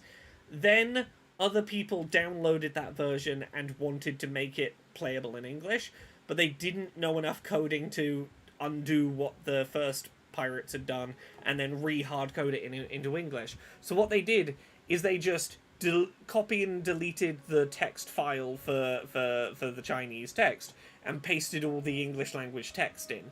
But the problem is, the game scales the size of text based on language, because certain languages need to be larger or smaller for various reasons. So you could tell when a streamer was playing a pirated version of the game, because their English language text would be too large. It would be larger than it was supposed to be, because it was displaying the size characteristics for Chinese text despite being English text. So the man is horrible. Do not get me wrong, the man is horrible. Interesting tale nonetheless in terms of Thank the Maker. It's fascinating been so long tells of since I've things. spoken to anyone. Have you come to observe the wildlife too? I think I found your supplies. A dead man out in the desert had these on him. Dead? Blessed Andraste. What about Marcus or Jeannette? This is terrible news. I am Frédéric of Serrault, foremost researcher of draconology in Orlais. I came here with an expedition from the university. But the others are all missing, and our work has been halted. Chris, Steven, feel free to ask an accessibility question, no worries. I can't promise I'll have an answer for it, but I can do my best. Will you not? You will champion the advancement of science. You're a scholar. What can you tell me about this region? The Western approach is a remarkable place. Oh, games that deliberately break themselves if pirated are a whole other interesting conversation. Their home here. They thrive where few others can. Before the Blight, the ancient Imperium ruled here. Actually, I saw some Tevinters recently. Studying the runes, perhaps. I have the supplies you were waiting for right here. But some of our equipment is still missing. If you happen to find more of it, please let me know. Oh, Thimba, I'm pretty sure that one you're talking about is a internet hoax. It's not a real one. Yeah, the Mario shames you for using a pirated game. That is not a real one. That is part of... The internet loves to make fake, creepy anti-piracy shit and post it on the internet. That is not a real one. My favorite real one is still... what is it? It's Game Dev Tycoon, I think it is. Where you can get about, like, 6 months of in-game time into, like, developing and releasing games before, like, in-character, in-universe, you start getting notifications that, like, you're not making enough money from sales on your games to keep developing because people keep pirating your games in-universe. And you get people going on the forums going, I can't get any further because, like, my game starts getting pirated and the sales don't make back what I spent, and I'm like, I'm running out of money. And then people on the forums are like, oh, no, the reason you're getting pirated from is because you pirated the game. Have you got any recommendations for a one-handed controller? What platform are you looking for? Because the answer I have would vary depending on platform or platforms of choice. We'll have to speak some other time.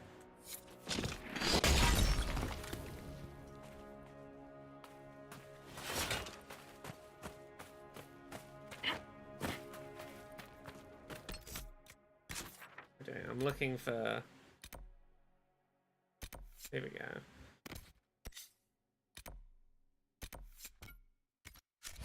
Head this way, one sec.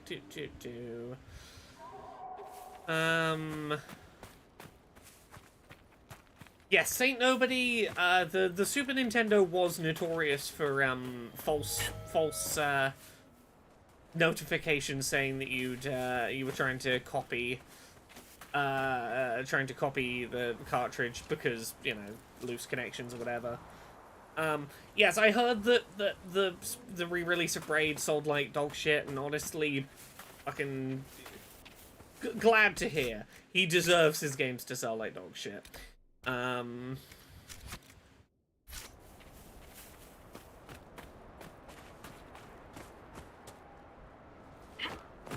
it up here for a sec.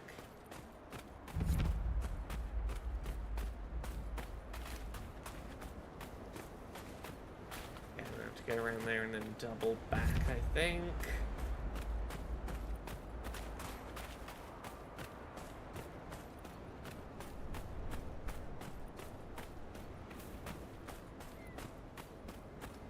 Yes, I will definitely try and give one-handed controller opinions in a minute once I know platforms, because it's...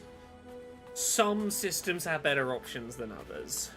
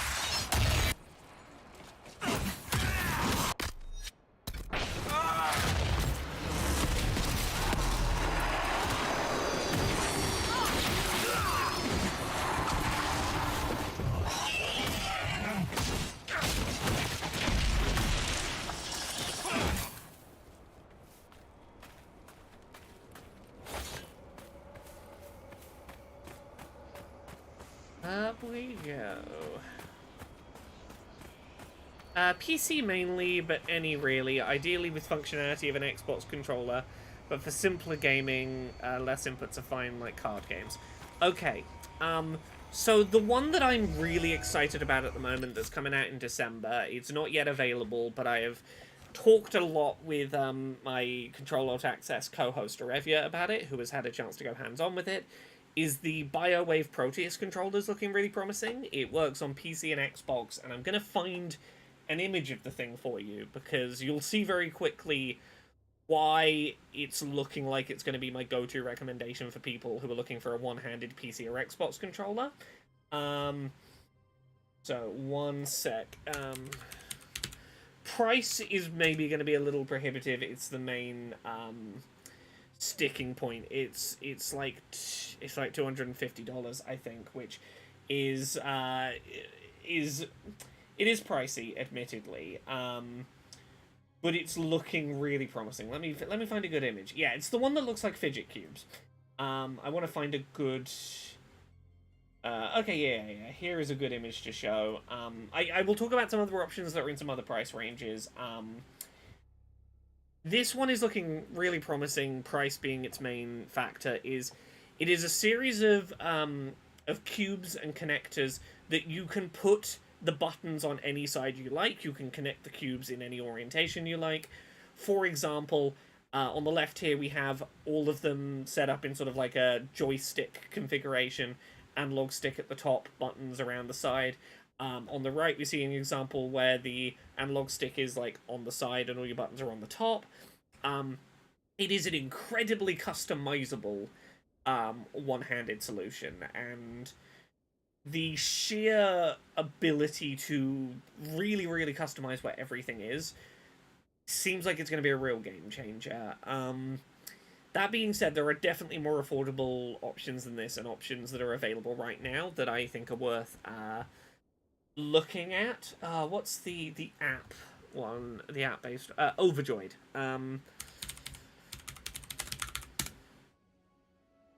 Overjoyed accessible controller, here it is. So, Overjoyed is an app-based, one-handed accessibility, app, and the way that it works, let me find a good image so I can show you, oh, sorry. If you want to use it on Switch, you need a middleman device, but I believe you can use it on Xbox just directly, I believe is the case. Oh, did I not save that fucking image? Oh no, I just closed all of my tabs. Open this window. That was all of...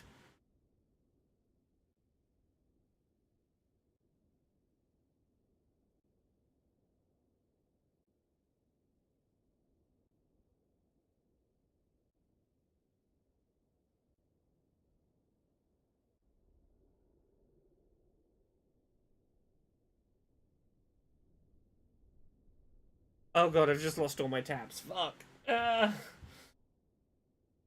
Sorry for the momentary... I need to work out how to get all my stuff back open.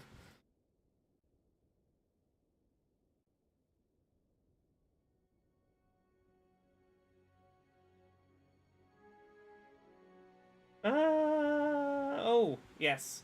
This was the one. Okay.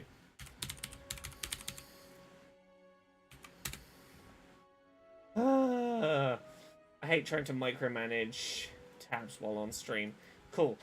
Save the fucking image. Well done, Laura. We saved the image this time. Good work. There we go. Right, so the Overjoyed app is a mobile app. It's also available on PC, but mobile seems like the smart place to do it. Where you basically configure areas of your touchscreen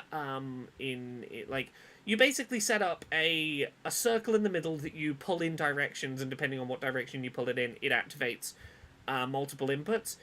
And you can set this up as basically a customizable, you hold your phone in one hand and set all your controls to various places. So it'd be like bottom right of the screen is a joystick, you use it like a joystick. A portion further up on the screen maybe you set to be like your A, B, X, Y, etc. and you customize all your controls to be on one phone in your hand. This is a pretty affordable solution that works on Xbox. That's pretty neat. Other one-handed options for Xbox and PC. I'm just trying to get all of my many fucking tabs back open.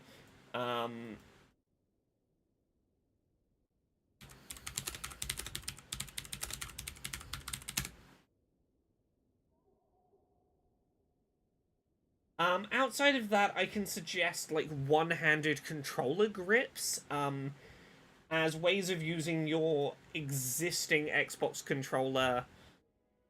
Let me find a good example of one. To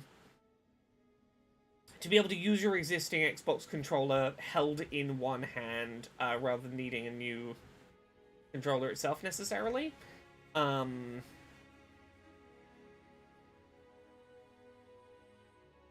Stop giving me WebPs. Give me an image I can show. Some of these you can find 3D print files for online. Some you can find being sold on places like Etsy. But for example, here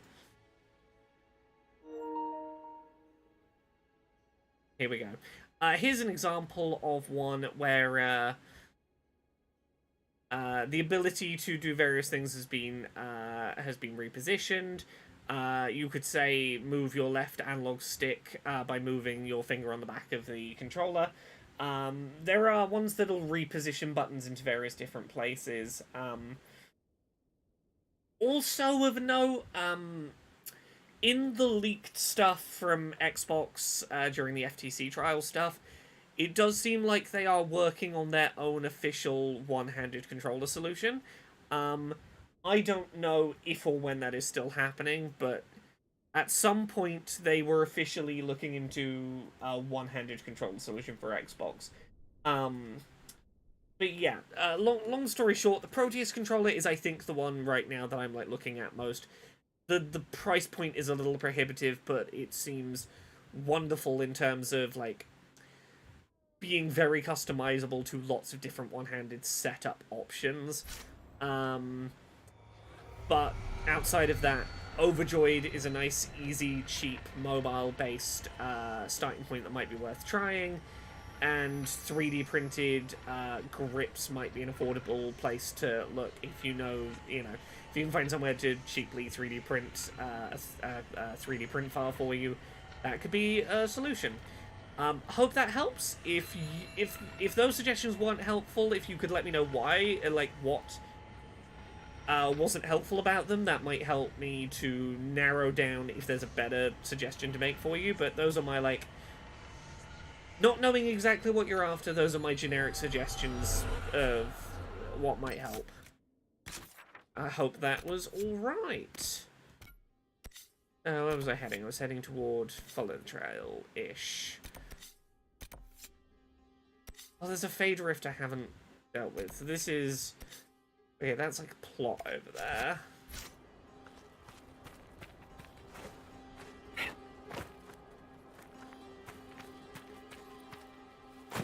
Kylene Drake says, Canary, romancing bull, question mark?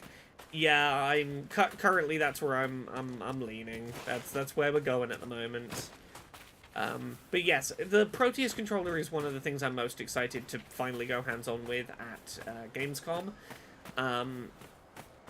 Timings just haven't worked out to go hands-on with it at other things. I couldn't attend Nothing Without Us in person recently, which is a shame.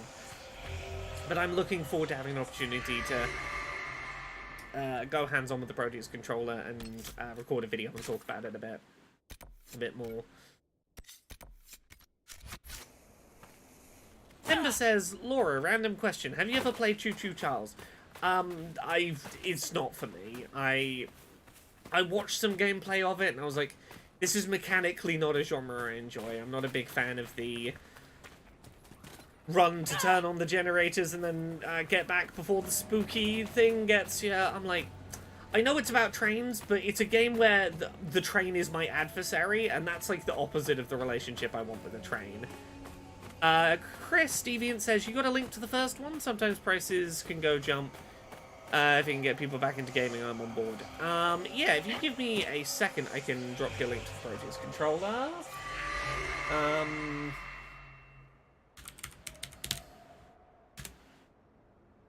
Yeah, it's currently in pre-orders. $268 is the current pre-order price for one, which is like...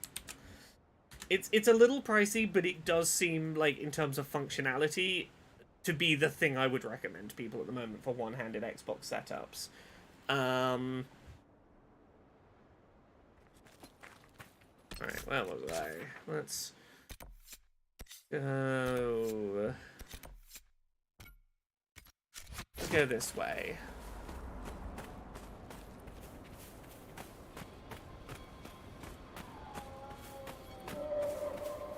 Oh, I'm so ready for, Thank Goodness You're Here releasing tomorrow.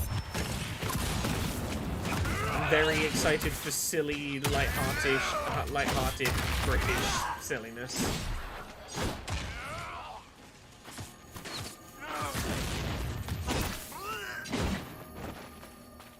Ugh. I'm also...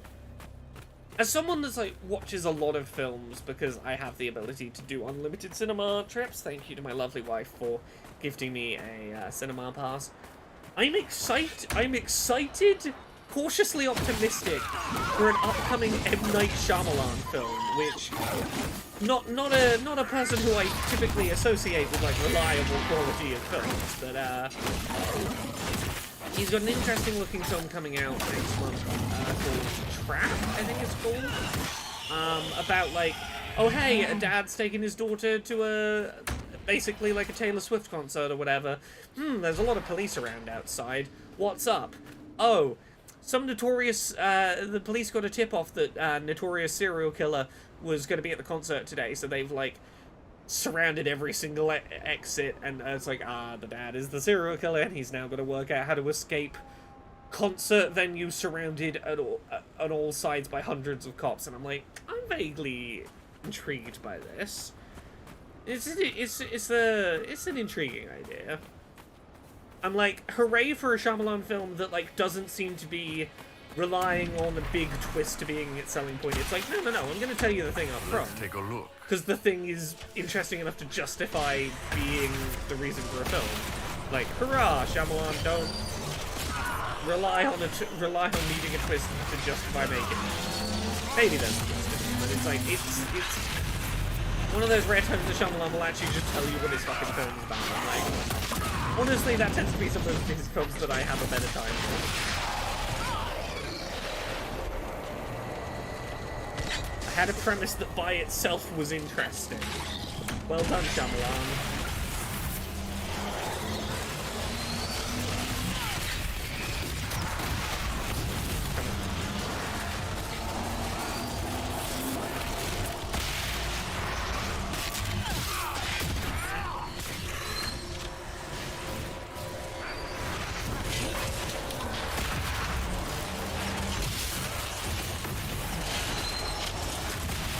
Now I should just fight the fucking ice thing before trying to disrupt the rift. But I just want to disrupt the rift. I just want to not get disturbed. Disrupt my rift. There we go.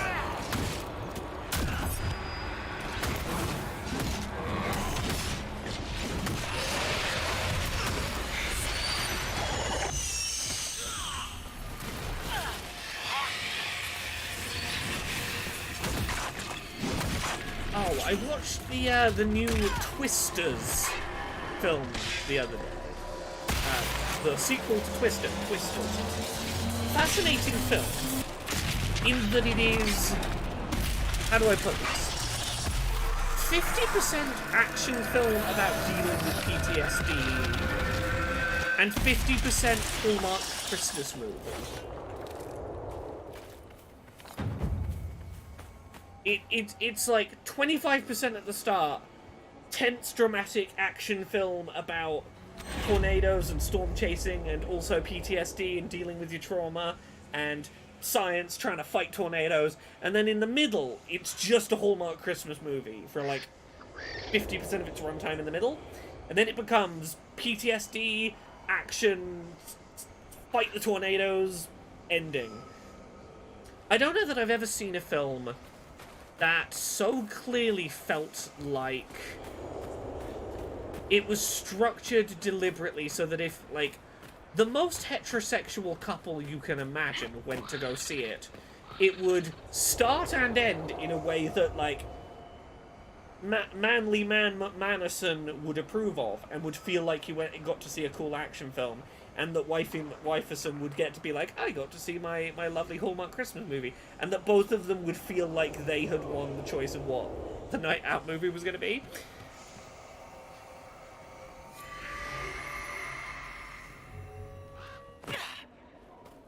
Ooh, Death Tales, good luck, congrats, I hope that you age all of those dragons.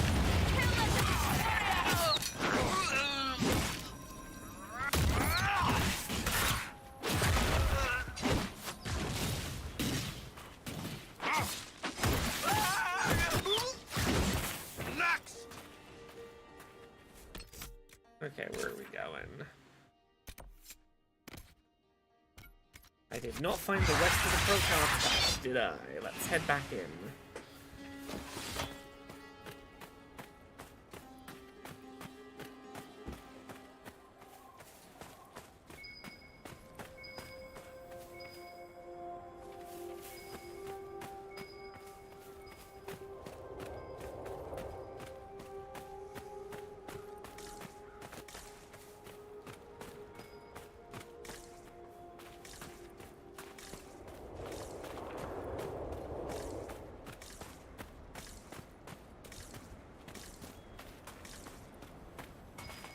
Oh, oh.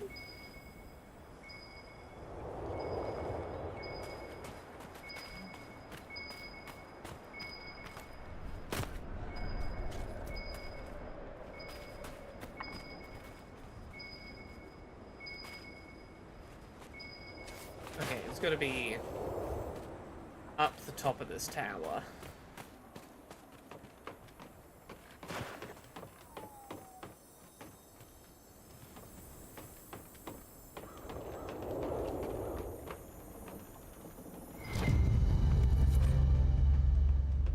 Okay, that's one of the items we are looking for.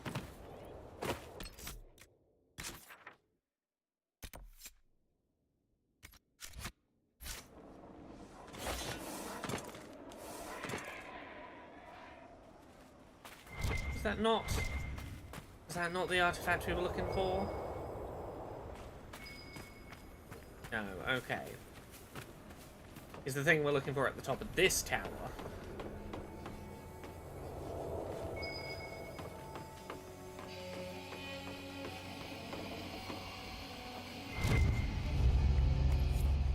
I think Blackwall would have liked to Aha, for this. that was the one. That's the quest item.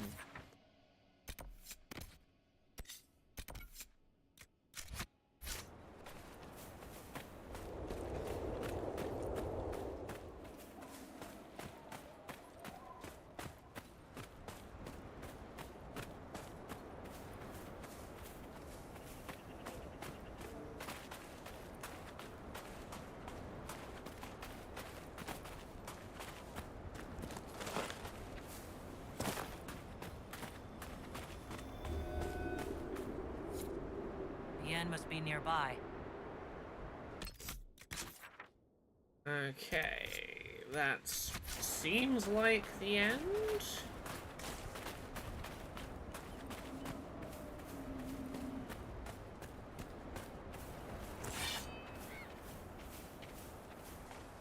Rohamild, if I have seen that video, I don't know it by name. I don't recognize the creator's name, so I don't. If I've seen it, I don't know it by name.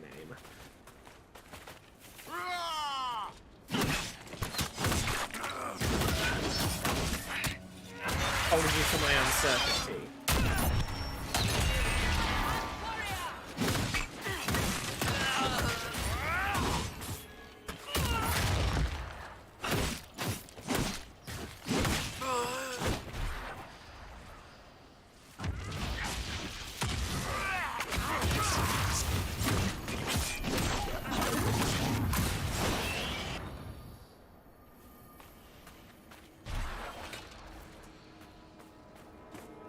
assume this is where the trail leads?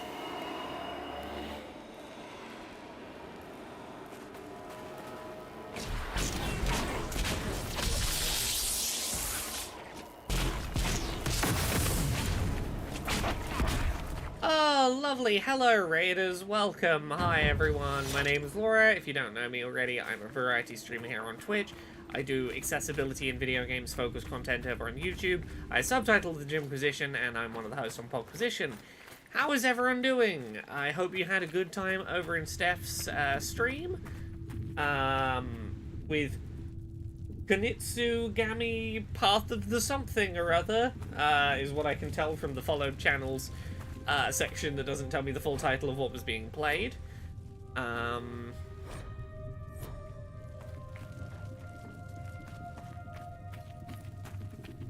Path of the Goddess. I know nothing about this game. Tell me a bit about it. What's the genre? What was occurring? Also, was this not what I was looking for here?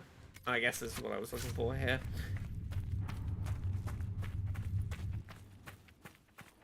I'm not that stressed about finding all the mosaic pieces. I do not have that much time for this this game on stream.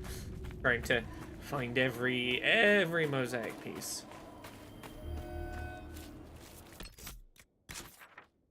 Right, where am I at? Okay, we should probably do the Fade Rift at least.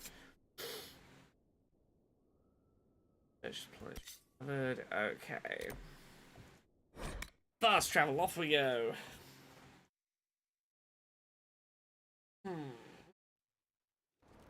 Ugh, I am so sleepy today. I got up very early to go swimming before work. Which, great, I got to go for a nice swim, do my exercise, get the day off to a good start. But also, I got up early and did exercise at the start of my day, which means that I'm just sleepy now. But in nice notes, I did get myself some bubble tea, the like bursting juice balls.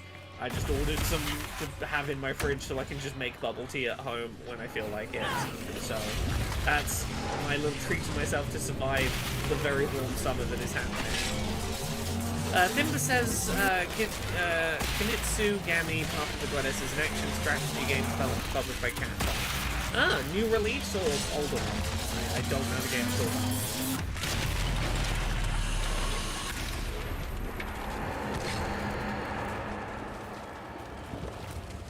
Fairly new. Okay, cool.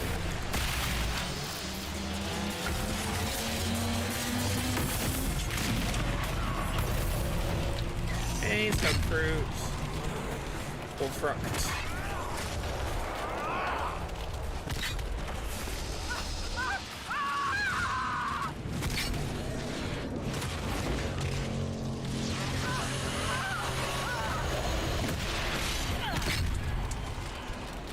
Yes, I've mentioned this elsewhere. I'm doing I'm attending Gamescom for work this year. Usually I don't do this, but I'm turning up early enough this year that I will be going along to in person to Jeff Keighley's game advertisements, Gamescom opening night live. So if anyone does happen to be watching Jeff Keighley's game adverts that's happening next month before Gamescom, you might see me in the crowd. I'll probably be snark posting on social media, but I might be visible in the same room as Keighley and his dodging requests to acknowledge Palestine. Aha. But just say, where are we going? Oh, there's so many question marks have popped up on the map. What are we doing? Let's go this way.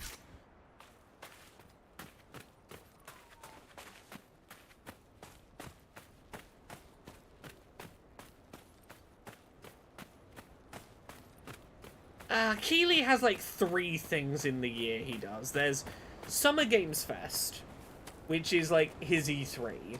There is the Game Awards in December, which is his winter one. But there's also Gamescom Opening Night Live, which is like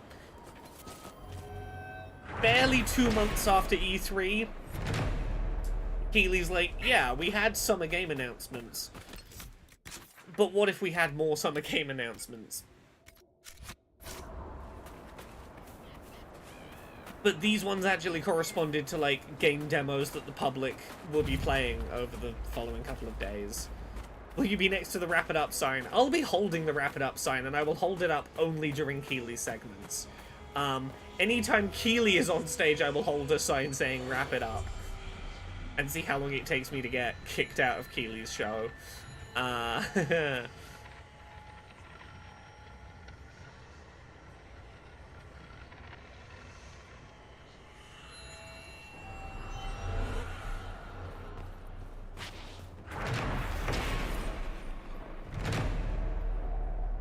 Yona Yak says, Laura, what's your stance on traumatizing British PSAs about avoiding traffic?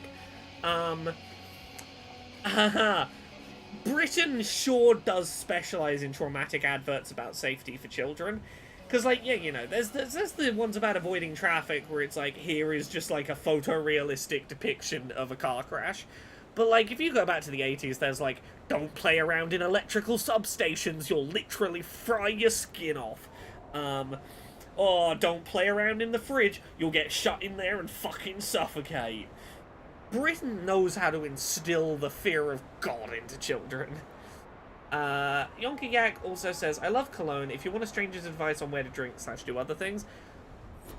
I mean, look, if you know anywhere that's good to recommend that is, like, cheap and decent and near the Cologne mess, the Cologne, the big convention center, Cologne mess, feel free to make recommendations. Can't guarantee I will go for them, but look, I will always take examples of somewhere that is not that far away that is affordable, so that I don't have to just convention center food all weekend.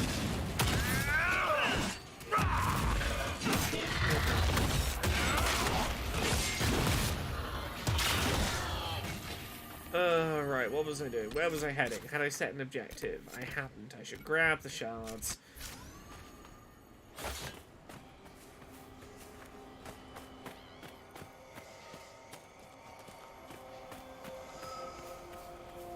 Honestly, in terms of, like, graphic depictions of road safety stuff, nothing will ever be as graphic as when I helped my mother run a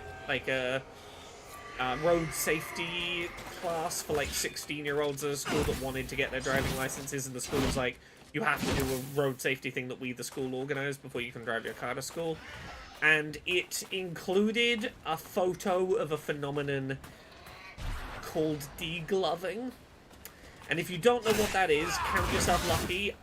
You don't want to know. To have seen a photo of that is maybe the most horrific thing I've ever seen. And it definitely convinced me to never, ever, even for the shortest fucking trip on my motorcycle, when I used to ride one, to never fucking ride without, like, your gloves, your full leathers, your trousers, like, your Kevlar trousers. You wear the full fucking set of gear every time you get on that fucking bike.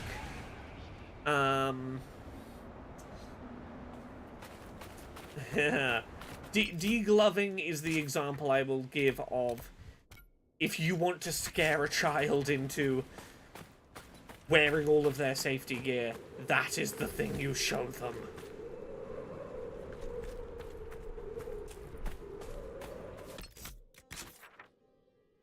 Look, I'll just say it. Your skin is a glove that you don't want to remove. You don't want to remove that particular glove.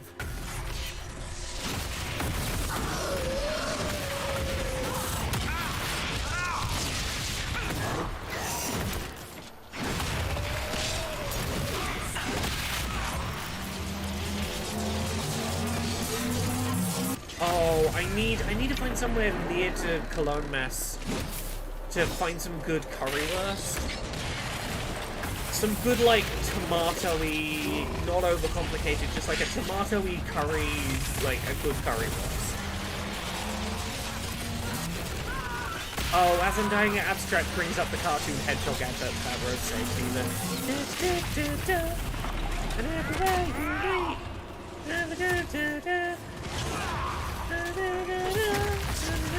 I remember the tune, don't remember any of the words.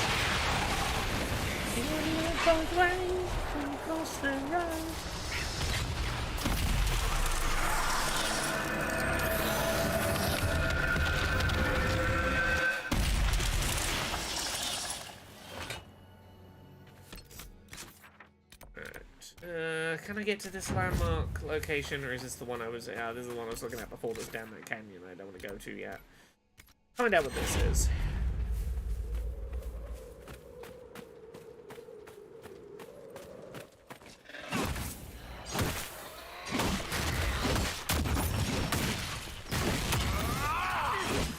But yes, Gamescom, I'm currently keeping an eye out for, like, what games are going to be there and playable, because there will probably be stuff that's like announced during Opening Night Live and will be playable on the show floor. I need to work out what my, like, when I get in there at 9 AM on the press day and, like, there's no one in there yet, and I can leg it to one booth to be like, this is the thing I want to not have to queue to check out straight away. What is that game? Because the first year I was covering Gamescom, it was Devil May Cry 5 had a demo at Gamescom that had been announced the night before. Like, I want to find out what that game of Gamescom this year is going to be. The second you're in the door before the general public is fucking, that's the booth to head to.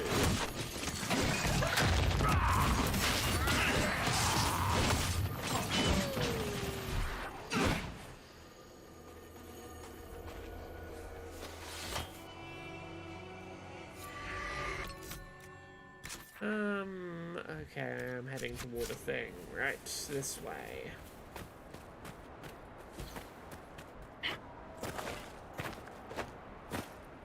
Yeah, there's stuff I'm curious about, because, like, I fully expected Dragon Age was gonna have a demo at Gamescom, but it seems not. I'm curious if Lego Horizons will be there with a demo. That is one I would like to. I'd be interested to check out. Nintendo and the Pokemon Company both have some presence at Gamescom, but what that would be, I have no idea. For Nintendo, I wonder if maybe a Echoes of Wisdom demo, the coming out in September playable Zelda game.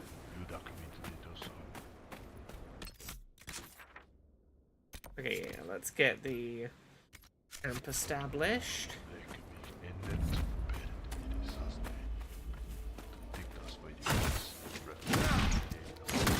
Yeah, because, like, Gamescom has a list of, like, publishers who are bringing stuff to Gamescom currently, but not a list of what they're bringing.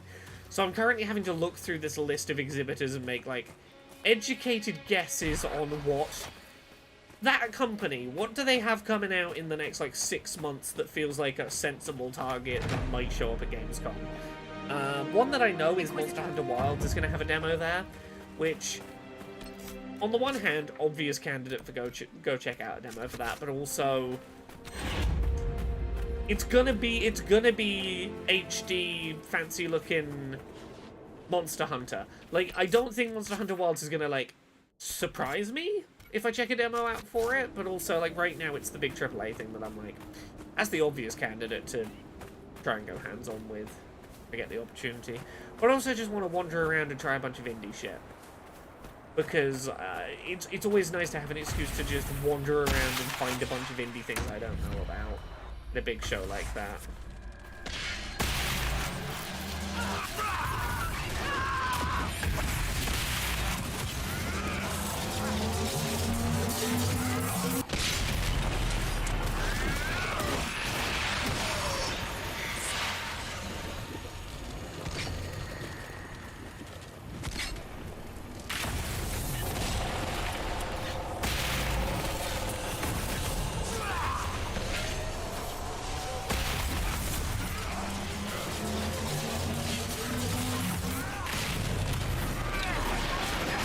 Not sure how late into the stream. It was an early start, so I'm like, it's an early-ish finish today. Just as I am sleepy. We'll see how my energy holds out. Ooh, nearly another level up. Nice.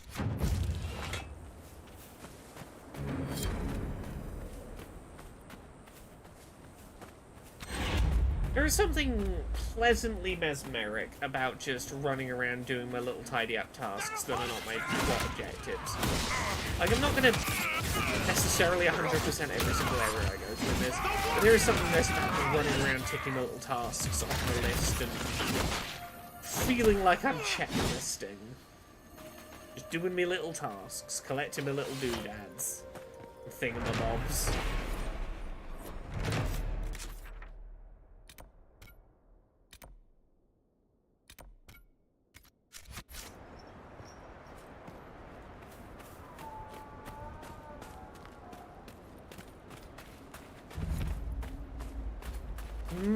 Death Drink Springs.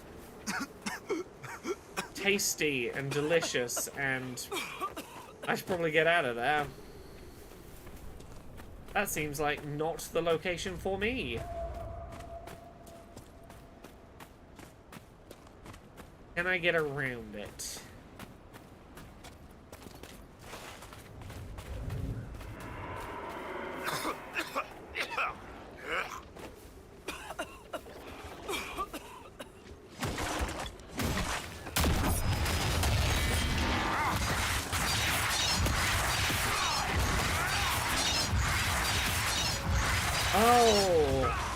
Thick piece of media that I have opinions about. Myself and Jane have recently been watching The Sarah Jane Adventures, which is a CBBC, like, children's BBC spin-off of Doctor Who. It's, Wait, one sec, let me not be in combat mode. No, okay. Yeah, it's like a children's TV spin-off of Doctor Who. Except occasionally, it's the most genuinely horrific horror shit that I've ever seen. The fumes are toxic. Way scarier and more horrific and, like, genuinely traumatizing than anything in actual Doctor Who. And I want to talk you through half of a two-parter episode that we watched over dinner tonight. The setup half, because it's the scariest fucking thing I've ever seen children's TV do. Both in execution and acting and concept. So our main protagonist, Sarah Jane, she's, you know, a woman in her, like, 50s, 60s who does solving problems with aliens, and she's got her little kid companions. And some new woman shows up and also has access to alien tech and is also saving the day from aliens, and, you know, Sarah Jane sort of starts bonding with her. She's another older woman doing the same sort of thing as her, and they start to bond. But the more time they spend together, the more that Sarah Jane, like, stops being able to remember, like, really common things and starts making mistakes that, like, are really silly mistakes. And she's... the way it's being acted is someone in, like, cognitive decline from, like, a degenerative mental health condition. Like, she's misplacing things like the name of her son. She's, you know, forgetting really important basic stuff and just not being able to find it. And, like, she comes to the conclusion over time that she's, like, suffering from essentially, like, dementia or something. That she is slowly losing her sense of self, her memory, her ability to keep these children safe. And this is, like, played out over, like, an hour. It is a fucking slow burn of a person's, like, fucking decline into degenerative mental health condition. And all the while, new older lady who also fights to save the world from aliens is there. And she starts to rely on her more and more. Eventually, like, signing over, like, with the rights to her house, her supercomputer, like, her sonic screwdriver, lipstick, like, all that stuff, and just going, I'm gonna hand that all over to you, other lady, and, like, I will just... And it's very clear, like, she is being manipulated. Like, it's very clear this other woman is, like, has somehow done this to her and is, like, draining her memories and her ability to cognitively reason. But she's doing so while, like, very clearly fucking manipulating this person who is, like, losing her sense of self and, like, is, like, thinks she's going through dementia. She is manipulating her into giving away all her shit, into thinking that while she's very cognitively confused, convincing her that the best thing to do is not only to, like, give away all her stuff, but to leave and never come back and never tell these children or her son where she's gone, and to just walk away. And then the woman ends up fucking kidnapping her and locking her in a basement, and making her watch her life get replaced while she continues to fucking lose her mind. And, like, this first, like, half of the two-parter is... Because, like, I have a hard time with media depicting, like, the horror of degenerative mental health conditions. It's just a thing I really struggle with. And I was trying to think about why this unsettled me and made me more uncomfortable than... the most recent example, like, of a deliberate horror thing that really got me in a similar vein was the Magnus Archives had an episode on this topic. And I was like, why is this children's show, like, emotionally twisting me up more than the horror podcast the Magnus Archives did when it tackled this topic? And it was, when the Magnus Archives did it, the focus was the horror of losing parts of yourself in those kind of conditions. Whereas for Sarah Jane, it was not only the horror of slowly watching someone go through that, but it was also paired with watching a person deliberately and maliciously take advantage of a person going through cognitive decline. And that combination was really fucking difficult to watch. Like, I watched that and went, I've never watched a Doctor Who episode that even came close to, like, tearing me up the way this one did. And this was for, like, fucking children's spin-off Doctor Who. Sarah Jane Adventures doesn't fuck around. Occasionally it gets real intense.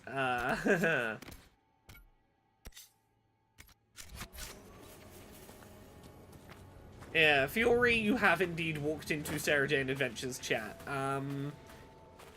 Thimba, how do we feel about the medium? Look, conceptually, mechanically, I like the idea of the medium, but I do not like, A, the paedophile apologia that game does.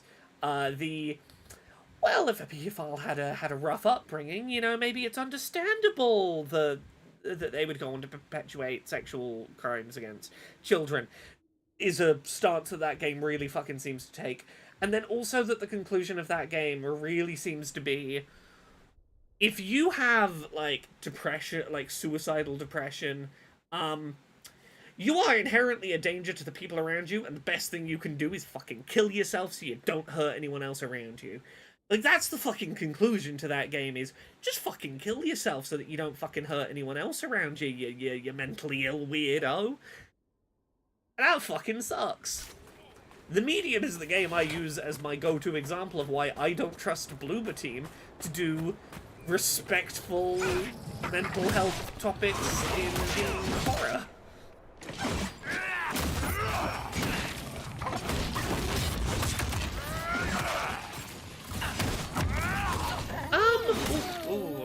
Moth got into the office. Fiori, I've not seen the Sarah Jane Adventures episode where everyone hates Clyde. I don't think I've gotten to that one yet. But yeah, having been watching the Sarah Jane Adventures at the moment, I genuinely expected the Trickster to show up in the most recent Doctor Who season as, like, one of the Pantheon. I really thought they were setting up for let's bring the Trickster into the main Doctor Who timeline.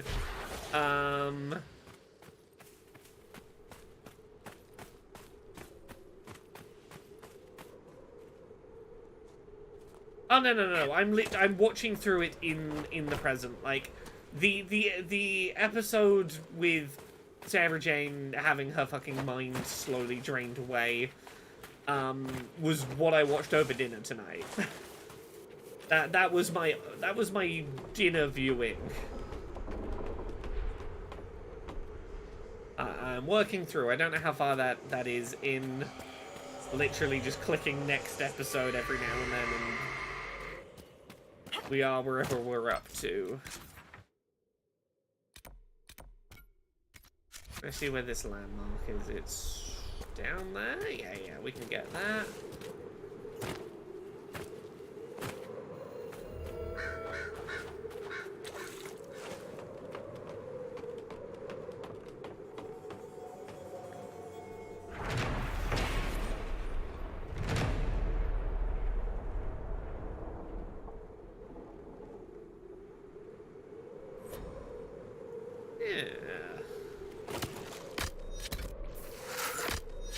But yes, I do enjoy Cologne. I do enjoy.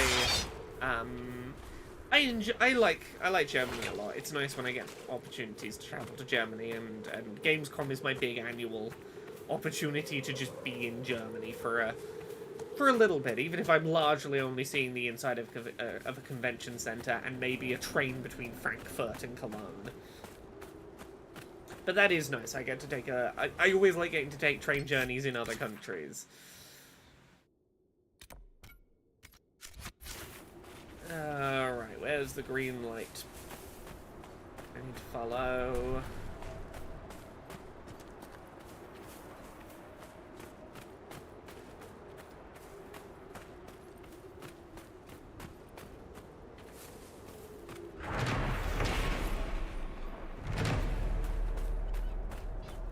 Okay, I gotta get up there. Right, that's not too bad.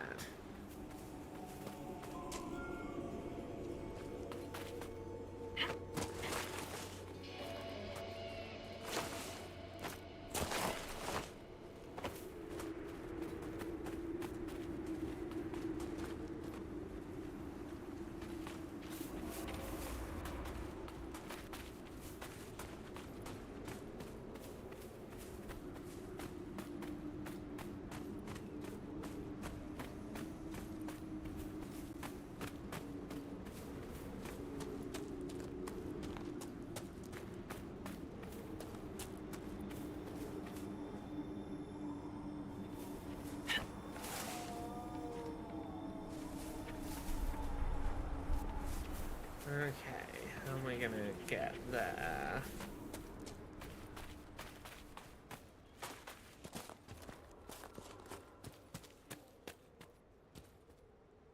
Oh. Ooh. How do I get up here?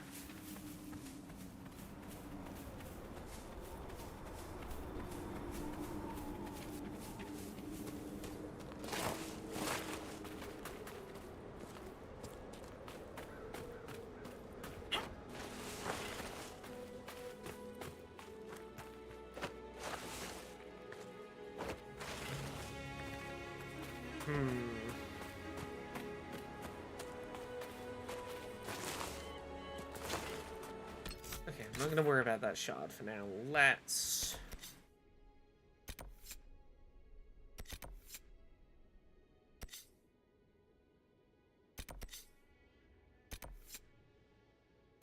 Oh, we never went for the other artifact up this way, did we?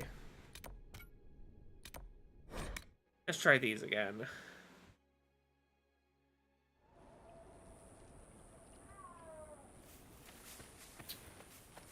Yeah, I might wrap the stream in maybe like 10 minutes. I might go till 11:30. So it'll have been like 2.5 hours stream, and then wrap up so I can have something nice and cold and frozen, like I have a Calippo or something, and then just chill in bed, watch some YouTube on my phone, have a settle.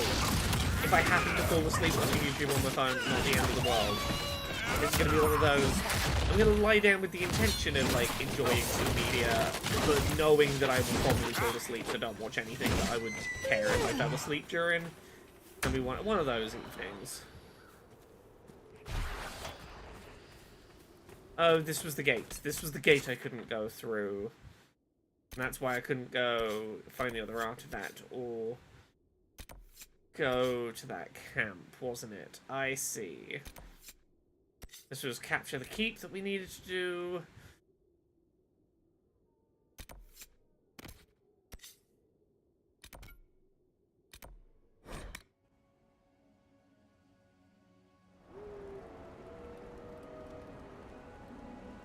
Oh, what news is there tonight? Inquisitor.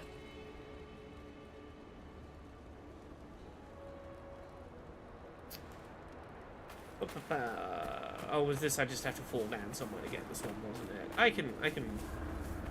I can probably fall down and get this.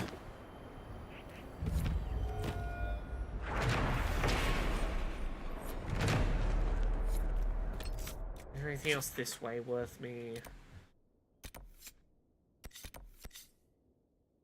getting right now?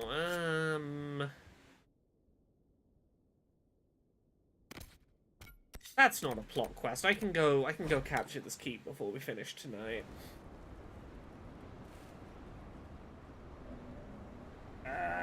Chaos. Chaos.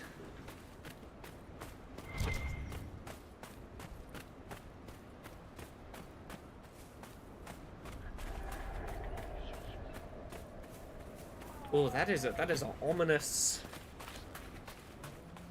castle, that.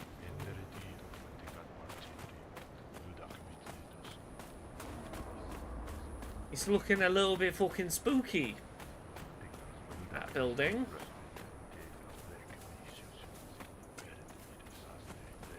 How shall I get inside? I have no idea. Let's wander around, look for an entrance, kick the door down, just kick in the front door and go fighting our way to success.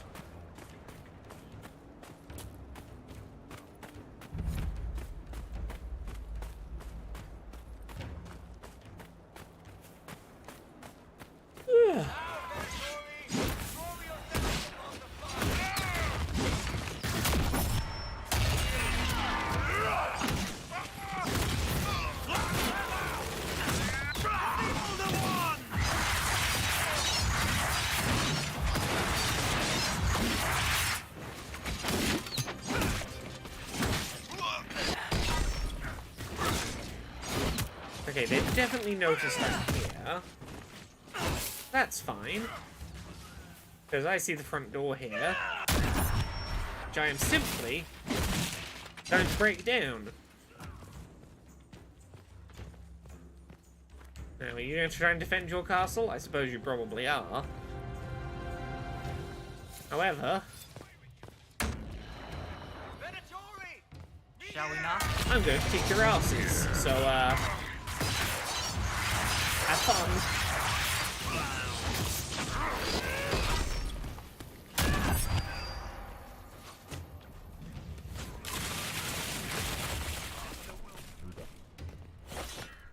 We serve, Inquisitor, in life and in death.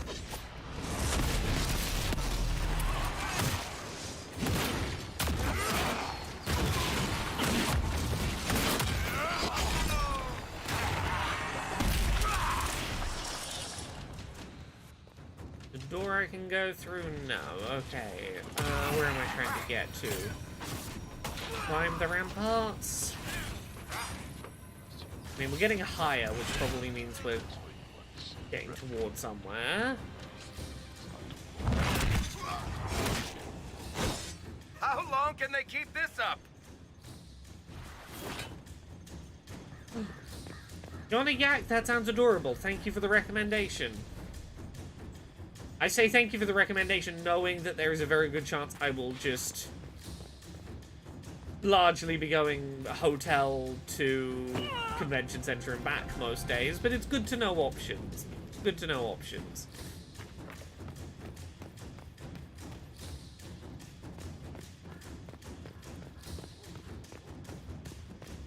Okay, where in this keep am I trying to get to?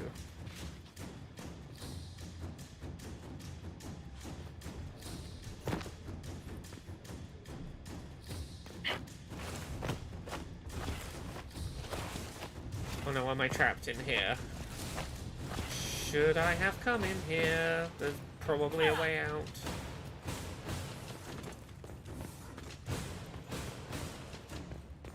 I can feel another of the elven artifacts. The wards are working. It should be harder for tears to form here. Yep, Solus, I'm sure that's what those artifacts do. They're strengthening the veil. For sure. That is for sure what they're doing. Welcome, Raiders! Hello, everyone. Lovely to have you here. Timber Tachia is on my list of stuff I need to try playing. I haven't gotten around to starting it, but it's on my list. I just have to find the time for it. I have it downloaded. I just need to make the time and play it. Oh, okay, this door opened when I killed everything. That's it. I was correct. I needed to go this way. The door just wasn't ready to open. Life is nothing. Attack 'em.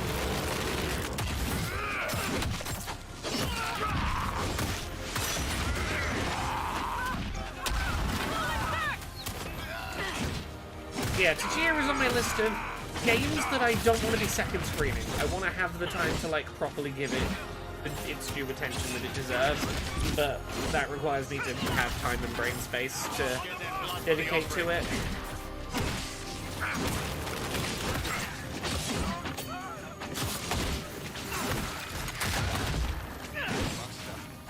I join your glory.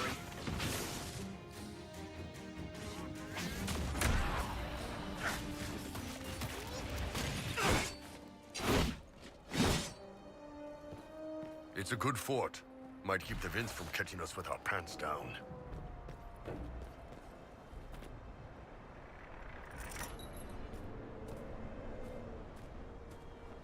There we go, look at that. But I think that's everything but, like, the plot stuff we've done in this new area, which means we can start on the plot stuff on the next stream, and that'll work quite well for Friday.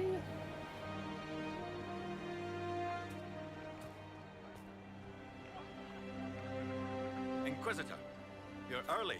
We've barely been set up a week. I have a patrol out at the moment. The Venatori have retreated, but scouts haven't pinpointed where they've gone yet. We're reasonably well entrenched here, but the keep's water supply has been problematic. I'll prepare the troops for inspection at once. What's wrong with the water supply? The fort's well is full of garbage. There's an oasis nearby, but a Vargast claimed it. 4 soldiers have already fallen to venom and claws. We'll need reinforcements to drive the monster. What can you tell me about the Darkspawn in the area? The Darkspawn seem to have emerged since we took the keep. I've warned the troops not to engage. We have to find whatever hole the monsters came from and seal it. That will do, I think. So, let's try and find this landmark quickly, just...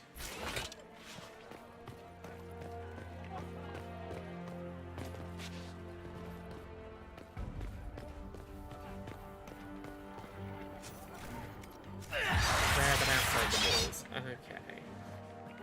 I see it. Come up here.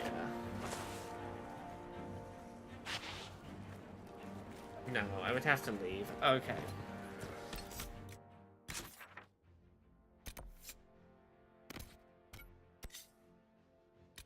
So... I think what I'm going to do is wrap the stream up here because I am very warm and quite tired and,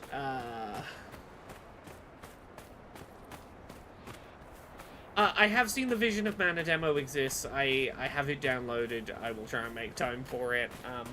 But yeah, I think I'm going to wrap the stream here and we'll come back to playing some more of this on Friday just because it's warm and I'm tired and I think I could do with the sleep. But thank you so much everyone for joining. I hope you've enjoyed tonight's stream. I will be back with another stream on Friday. I might do a little daytime stream tomorrow just to play some Thank Goodness You're Here. I hope everyone has a lovely rest of your day. I'm gonna rest. I think I've earned a little bit of sleep. Rest well. I'll talk to you all soon.